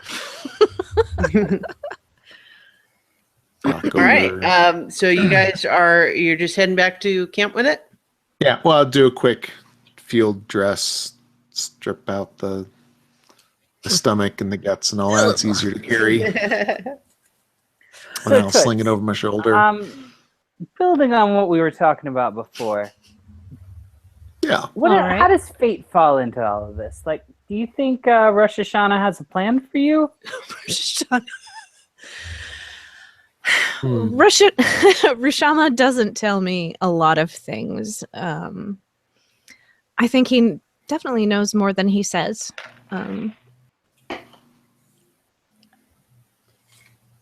I can't begin to guess at his motivations. He's been around longer than anyone that I know has been alive. So just generations of us living there, like any elves that might have been around when he first began are long gone. Sure. But like he chose you, and this was not something you even wanted. So clearly there's a plan there. How much of your life is, in his hands? Like how much of this is not even your choice anymore? Well, seems like a lot. I'll just I answer will that say question for you. The immediate path that I was put on was not my choice, but how I choose to deal with that path is definitely mine. and more than one occasion has not been entirely pleased with my choices. So there may be a measure of fate, but there's also at least a small portion of choice that I can make my own decisions in at least some respects. But large scale game, it's his. Well, I mean, ultimately, if I decided, maybe I don't want to do this anymore, I mean, I could walk away, but it's a matter of whether or not I would be willing to live with those consequences. And so that's more what it is to me than fate. It's which consequences are acceptable to me and which are not. Does that... Interesting. What do you do to you? Turn you into a fox monkey? Me? Not as far as I know. What kind of consequences are we talking? Well, I know. No, this isn't somebody that I know, but there are stories I've heard of clerics who decided either lost their faith or changed their minds, and being cut off from that power source that they'd come to depend on as part of who they were leaves them feeling very hollow. And on more than one occasion, I've heard stories about unstable folks doing things that were not probably not things that normal people would consider doing, in great lengths that they went to that didn't work out in their favor. So, like I said, it's a matter of consequences and what you're willing to put up with. Is that deer ready yet? I'm starving. I can imagine that you've finished what you're doing with the deer. Chooch, are you guys checking out this strange presence Amethyst sensed, or are you leaving it alone? We should probably do that after Munchies. After Munchies? Well, you know what? Why don't I tend to this deer by this fire here, and you guys check that out. So did you set up camp somewhere off of the road, or a ways off the road, or did you go back towards the road before building your camp? We are off a ways from the road, I think. Okay. Yeah. Don't want to be beset by highwaymen because, that's a real danger traveling on the road. You might see some people, but nope, we're going to play it safe and warm and right in the woods there. But you guys should totally check out that weird thing. I'll be here. Checking out the meat, making sure it's nice and ready for you, because it's going to take a while. I'll be honest, this is a huge deer. Look at this shit. I mean, I thought you were going to pick up some rabbits or something. This is going to take a while to cook properly. All right, so so are the rest of you going off to check this weird sense? I guess, since Mugen is kicking us out of camp. Hey, you can do what you want. I'm just saying. No, it's fine. We had a do you want to help? You can help. We had a nice boring day. I wouldn't want to tax you at all. If you know how to dress venison, you can certainly help. I'm cool with that. I'm just saying, heroes of legend, we got a rep to maintain. If there's a disturbance in the forest, somebody got to check that shit out. It doesn't have to be you, Toots. You can stay here with me. I need someone to wash the pan. Oh, God. Let's go. Let's go. So as you kind of follow towards this sense, you find a pretty large boulder. It's actually about maybe 6 feet tall, maybe 10 feet across, and kind of sticking up out of the ground. And in kind of the shady, there's a little bit of an overhang where it creates not a cave, but a little bit of a sheltered Alcove, kind of area there. And bear in mind, it's dark now, so the amethyst would not be able to see as well, but she can kind of follow what she sensed. But those of you with dark vision can see there is what looks like a bunch of fungus, but it seems like it's approximately in the shape of two humanoid forms, kind of just laying curled up in sort of a fetal position in this little alcove. And there is also a skeleton with what looks like new armor on it. The last time we ran Leather into armor. fungus, I was not a fan, you guys. What color is it? It's not purple, is it? It's green. Can I just like set it on fire? We'll call it a day. There was fungus among us, okay? I'm It's sure never good. if Amethyst was there, actually here, she could tell you whether or not you could set it on fire. Well, what do you think, Amethyst? Do you have any knowledge of this? Would you like to roll a nature check? Yeah, she Yeah. could do that.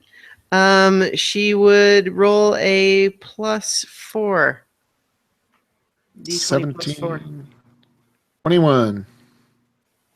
She knows that there is a type of fungus called a russet mold that gives off very toxic spores that are poisonous to humanoids.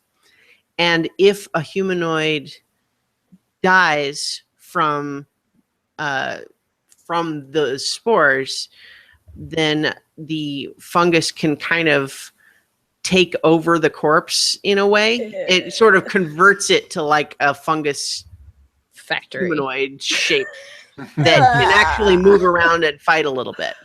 Ugh. Can I burn it now?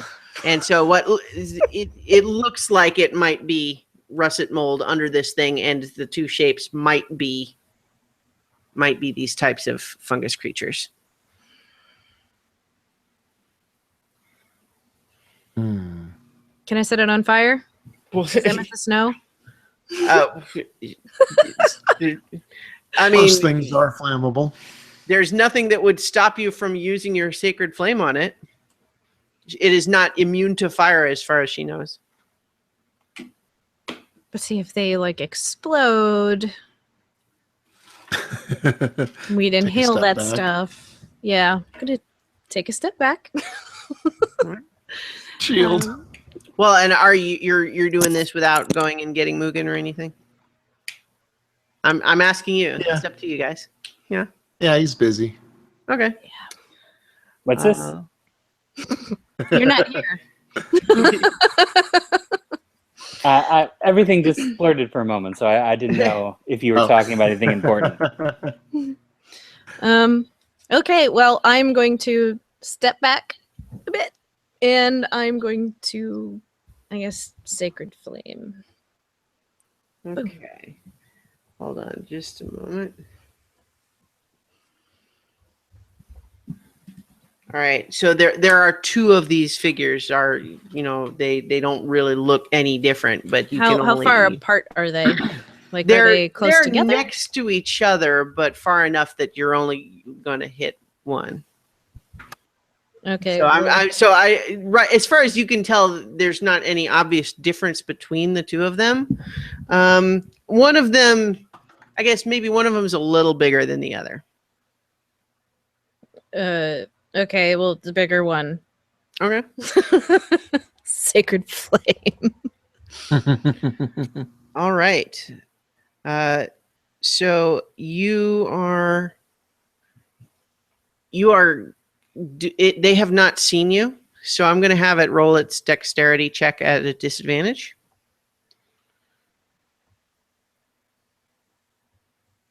All right, it's going to miss. And so you call upon this sacred flame, and in the dark of night, this pillar of radiant fire descends from the heavens and lights this thing up. And so go ahead and roll your damage. I got an 8. All right. Okay.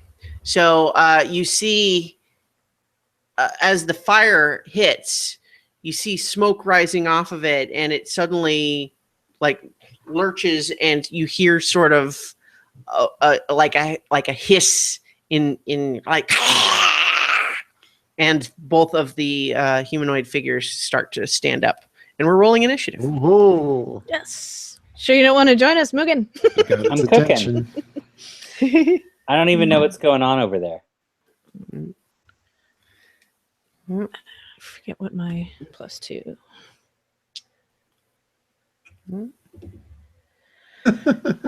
15 and 2, so 17. Okay. All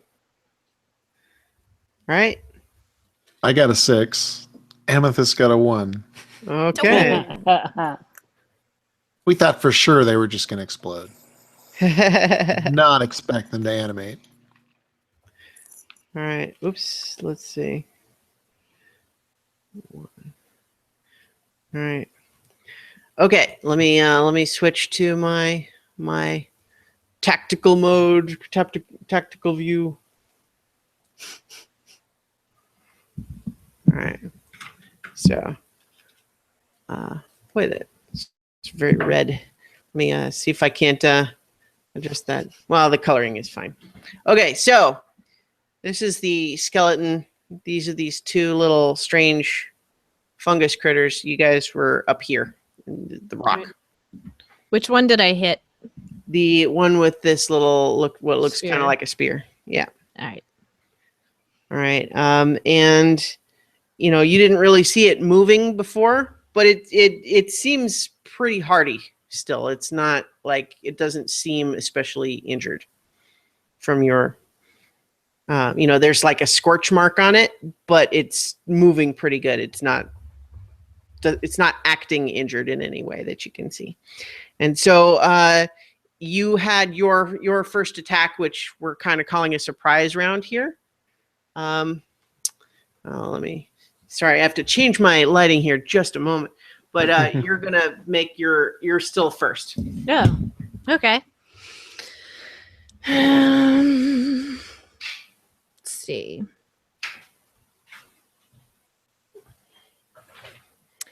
I am going to cast Shatter On what? On the them or on the rock?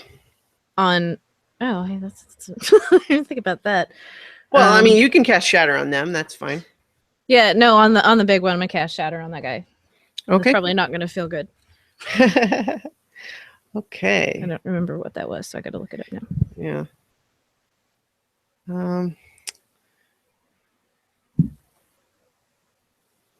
I can look it up too. So it's going to be each creature in a 10-foot radius sphere, so you can actually hit both of them. Oh, sweet. And they make a Constitution saving throw and take 3d8 thunder damage on a failed save, or half as much on a successful save. Creature made of inorganic material has disadvantage, but they are not made of inorganic material.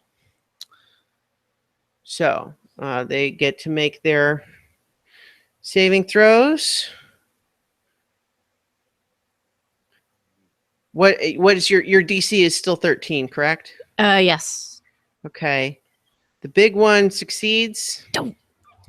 The little one fails. So roll your 3d8. It's only 3d8? Well, that's the 4. Maybe I'm wrong. Well, I think that's what wrong. it said when I just looked it up. So I can pull it out straight from the handbook. I'm sure I can find this. Where in the is it? I cannot find this spell anywhere. It doesn't exist. Well, I did just read it from the. No, but I wasn't paying attention. Okay, all right. Because I swear I've. No. It is. Oh, 3d8. 3d8. Yeah, I was thinking for some reason 46. 3d8. Okay. If you cast it with a higher spell slot than you have. Like if you had a 3rd level spell slot, you could cast it and it would be 48. All right. Well, I have 4, 2, and 2, so for 8. Okay. 4, 2, and so that's the 8 total damage. okay. All right, hold on. My can't see. I did not prepare my lighting appropriately, so it's all screwy now. Okay. So the small one takes the full thunder damage, and the big one takes half. So you cast this evocation, and near this, you cast it near them. This thundering crack sounds out just from empty space near them, and a shockwave emanates out from the center of the sphere where you determined it, and sorry, I'm fussing with the lighting now because I usually do this ahead of time. And you see that this shockwave knocks, it runs into one of them, and the smaller of them looks like it is nearly torn apart by this. Like it's barely holding its shape together. And you can see that it's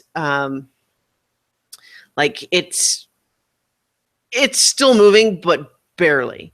And the other one, the bigger one, takes the hit, and it's knocked back a little bit, and you see some places where like this fungus, this green mossy texture of its skin is kind of torn, but it's not slowed much by this. And so that one is moving now.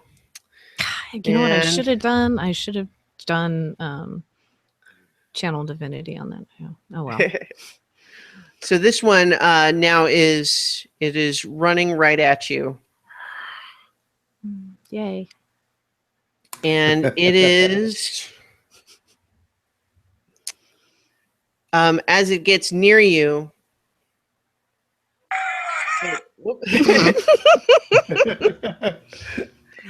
It just stops right in front of you, and without attacking, it just kind of goes, and just this cloud of spores emanates out from it in a 15-foot radius cloud. So all 3 of you are included in this cloud, and so you all need to make a Constitution saving throw.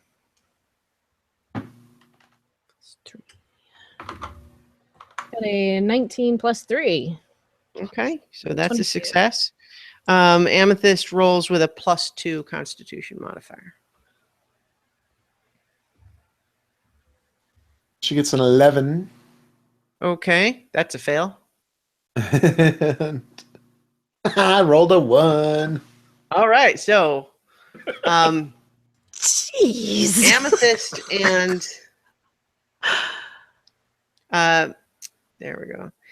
Amethyst and Audrey can't help but, like, you're surprised enough that you can't help but gasp, and you take in some of these spores, and it's just like almost immediately you start to feel sick. You get like a headache, and your eyes start to swim a little bit. You don't feel any damage immediately, but you're immediately not feeling good. Nira, you saw it coming up, and you were sort of on guard a little bit, and so you kind of were able to avoid taking in a breath just at the critical moment, and so you didn't inhale any.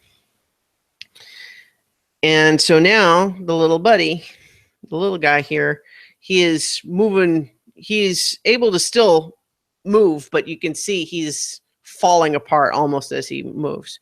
But he's running up here to the beginning, and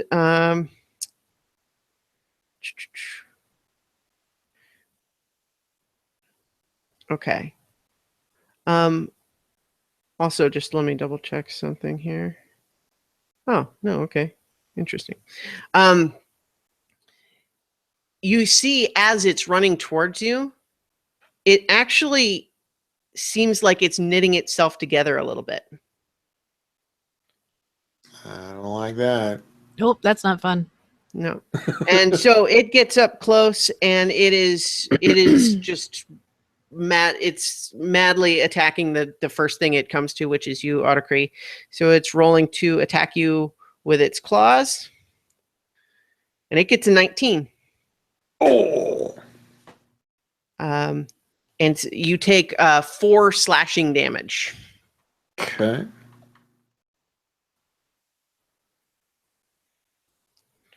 All right. And so now it is your turn.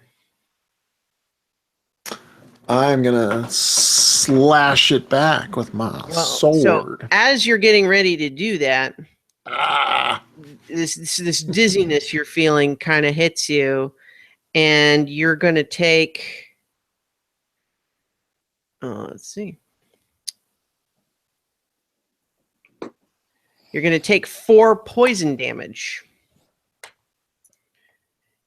And you are currently considered poisoned, so you're making all of your attacks at disadvantage. Ah. Yeah. But you can go ahead and roll your attack.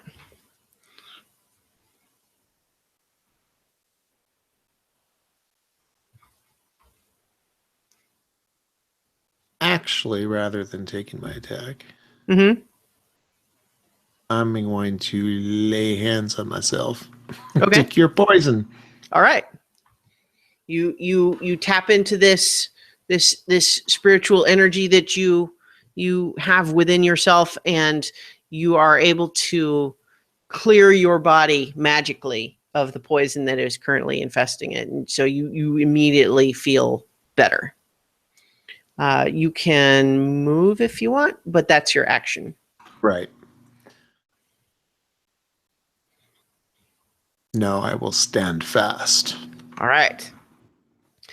It is now Amethyst's turn, and she is likewise. She is going to take. She takes 9 poison damage. And so, what do you guys want her to do? What does she have? Well, she has Thorn Whip, Produce Flame, are her cantrips. She has a few other like spells, Entangle, Goodberry, Healing Word, Purify Food and Drink. And she could turn into an animal, of course. She has a quarterstaff that she could just attack with, but that's not her best. Panda mode. Yeah.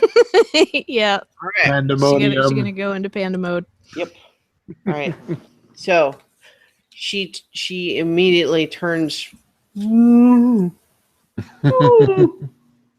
this panda, and so she can she gets an attack with both claws and bite. They're both +5, but at disadvantage because she's still poisoned. So, Gonna swipe at it. all right. Claw attack. So +5, but with disadvantage.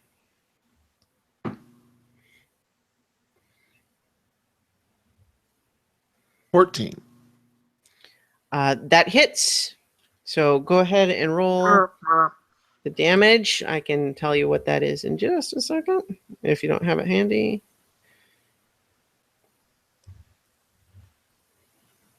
All right. So the claw attack is 2d6 + 4 for damage. Oh.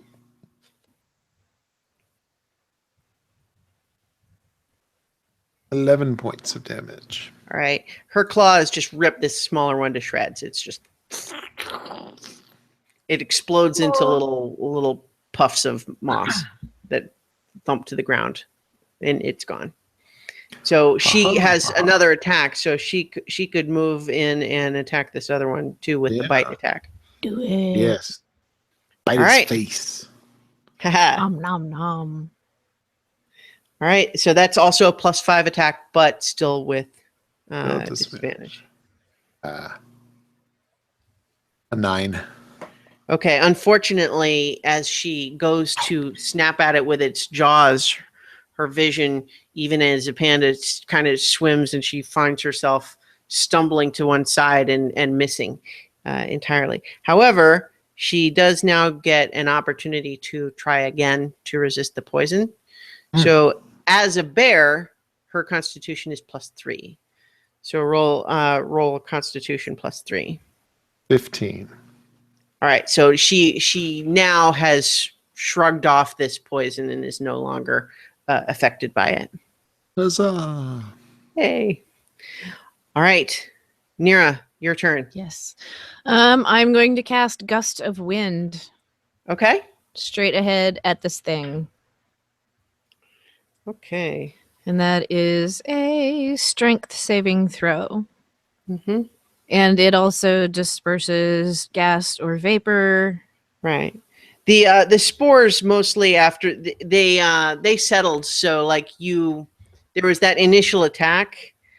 But it kind of dispersed after that. So there's not really still a cloud of spores. Oh, there's not? No. Okay. It kind of puffed out, but then they settled out of the air after the initial burst. Okay. Yeah, I'm going to cast Shatter again then, since I don't need to do that. Also, Alejandro is over in the chat, and he was asking me about my ears. There's nothing wrong with my ears. I have elf ear headphones. Sorry. All right. So Shatter. you're doing Shatter again? So that's Yes. once again a Constitution saving throw for this fungus creature. And it rolls a 9, so it's going to take the damage this time. So go ahead and roll your 3d8 again. It's going to shatter. We can hope.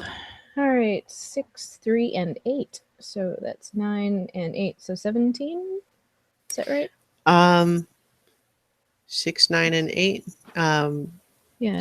6, 9, and 8 would be. Or no, 6, 3, and 8. Sorry. 6, yeah. 3, and 8. 6, 3, and 8. Yeah, 17. All right. So once again, you conjure this. Well, okay. Here, where are you casting it? Because remember, it does a 10-foot sphere. So like, You can cast it where this is the only thing that will get hit. yeah, but like it's- diagonal from it, so it doesn't hit. Yeah. right Okay. there. So we'll say you're specifically doing so it will be in the area of effect and no one else. Right.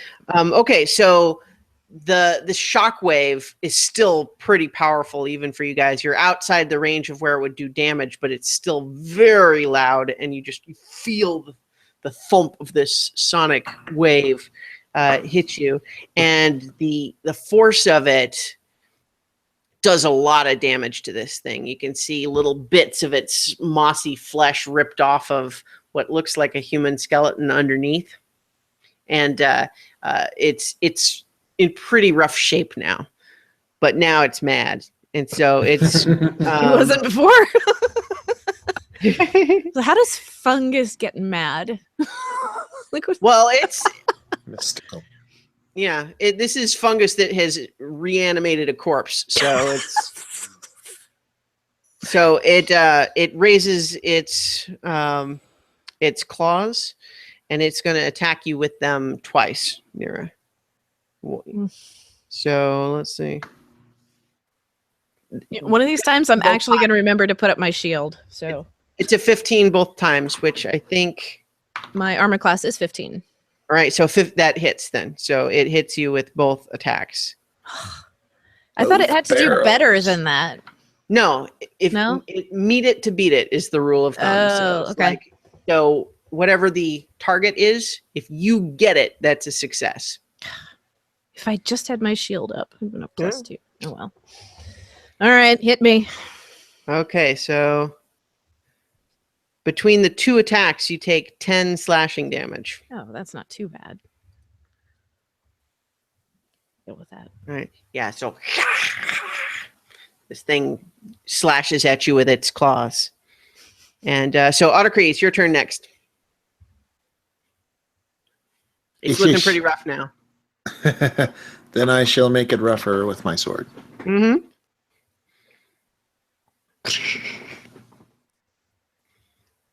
Uh, 22. Okay, yeah, that hits.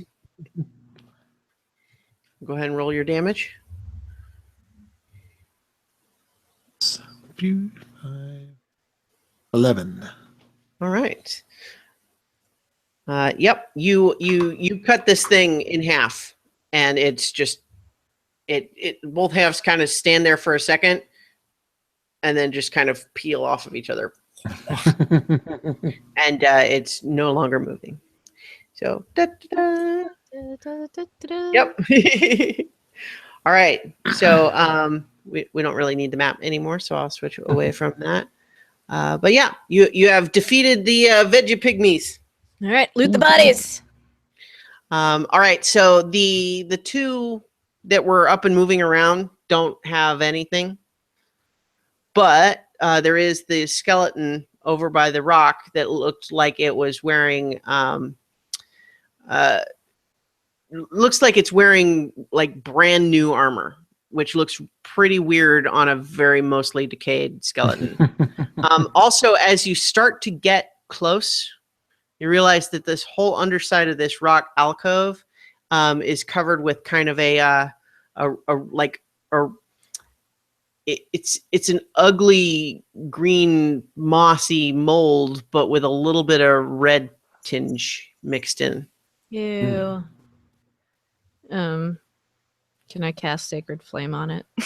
It's on the You burn it away? underside. It's on the underside of this rock alcove. Does Amethyst, does her produce flame, like, does that do damage, or is that just like Yeah, the- no, she can make an attack with it. Okay. So you want to have her do that? Yeah, see if she can burn it away. Sure. Back to human form and So she, I was going to switch out the little token, but I'm not showing you guys the map. So she conjures this little ball of flame in her palm and then throws it, hitting and spreading it around the underside of this moss. Because it's not moving, not going to make her make a roll. It's not a small target and it's stationary, so let her just make that attack, and it does burn away most of the this fungus. There's a few small patches here and there, like a few inches across, but so it's not 100% gone. But she got the bulk of it. It's all burned away. Okay. So now we loot the bodies. All right.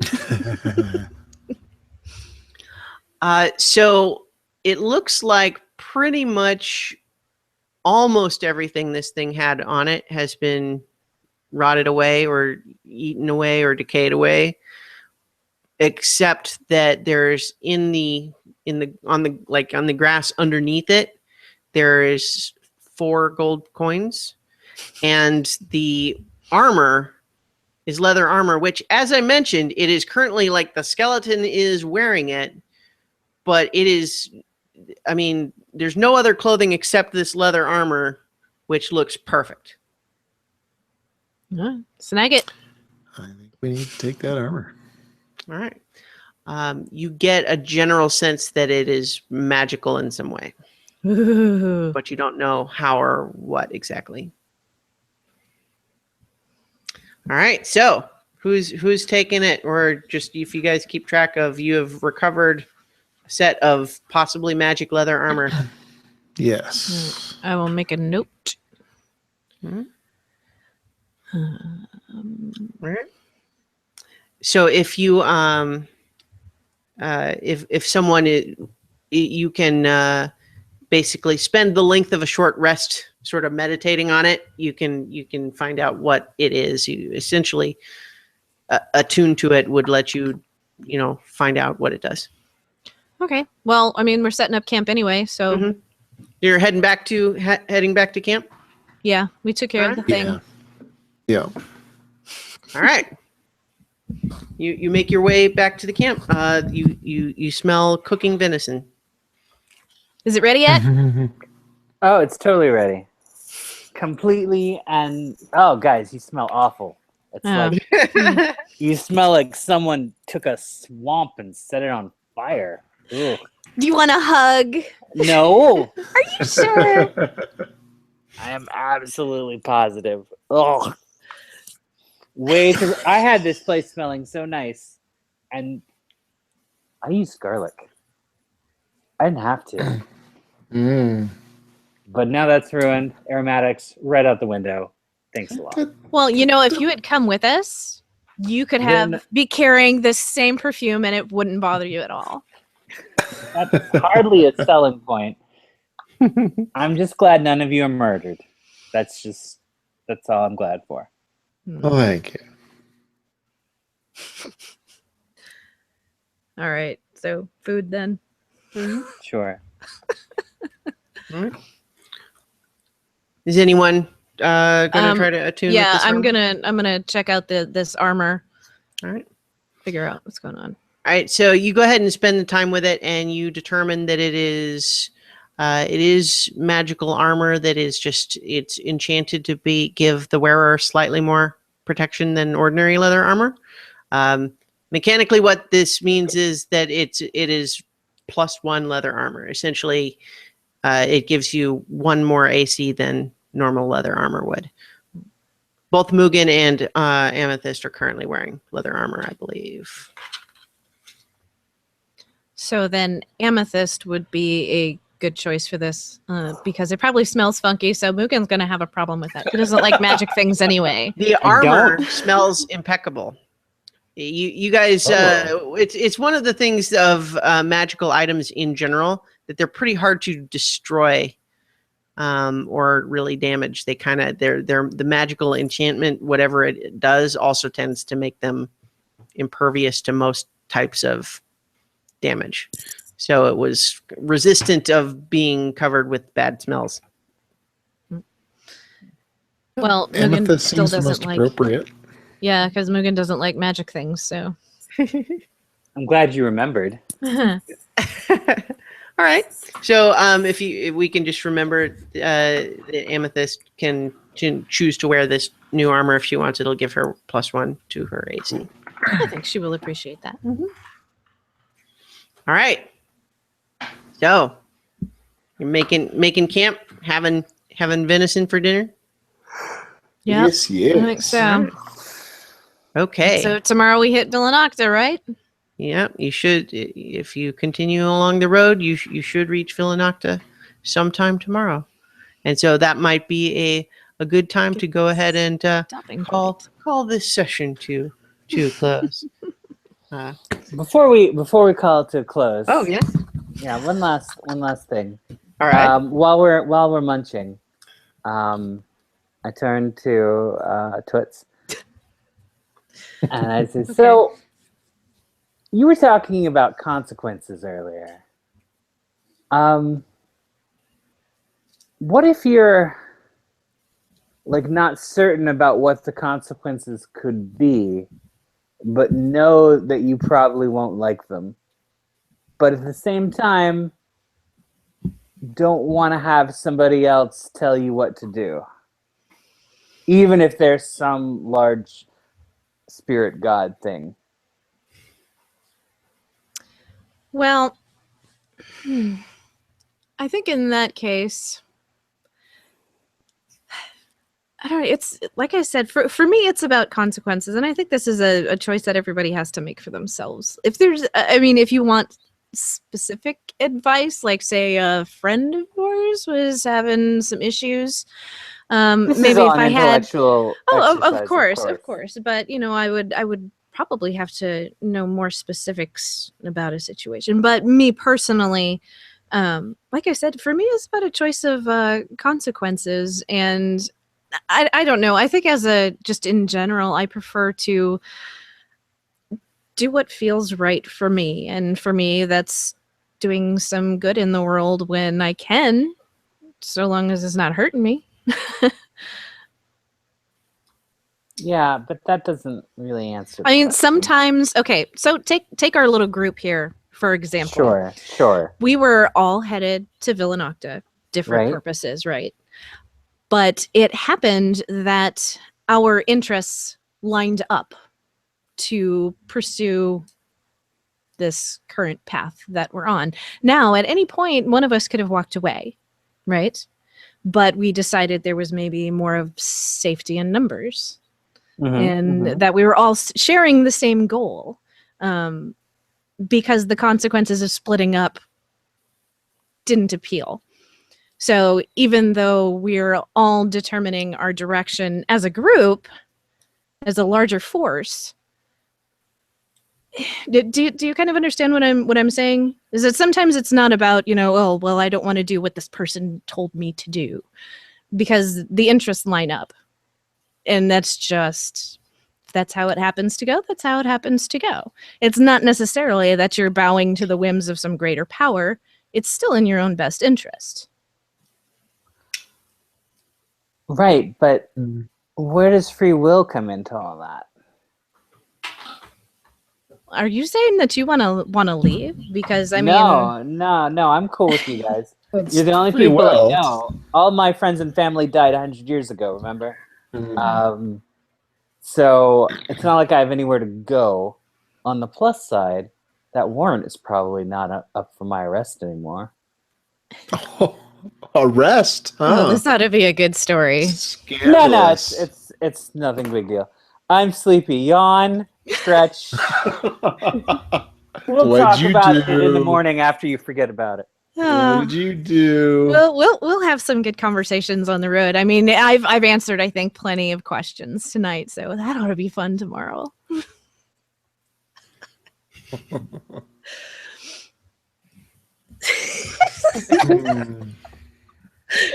This is a serious challenge, y'all. Mugen challenges my abilities on a regular. That's what I'm here for.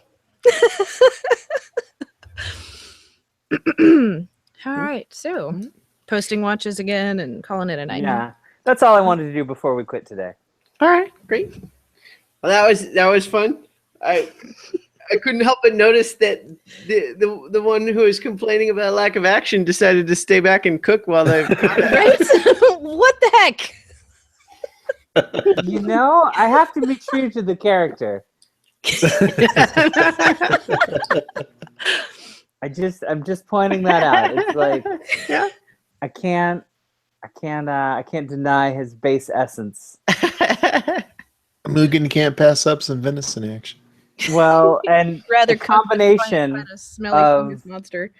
being able to cook something and also not get involved with near-death experience is irresistible. Like there is no character choice I could have made at that moment that would have been correct other than the one I did. That's fair. Mugen has to live his own truth. Yep. Our interests apparently didn't line up for that one. Someone had to I make thought of that. that just off the top of my head. I'm pretty proud of myself. All right, cool. Well, so great session, everybody, and thank you, those of you who are watching live, Paulette and Alejandro, and any of you watching this later in YouTube or listening in podcast form. Thank you, and we hope you enjoyed. We will be back next week for adventure on so many levels. Same level time, same level channel. Except that it won't be because we're going to do it on Tuesday. That's Yes. right. So never Yeah. mind. Forget all that. All right. Good night, audience.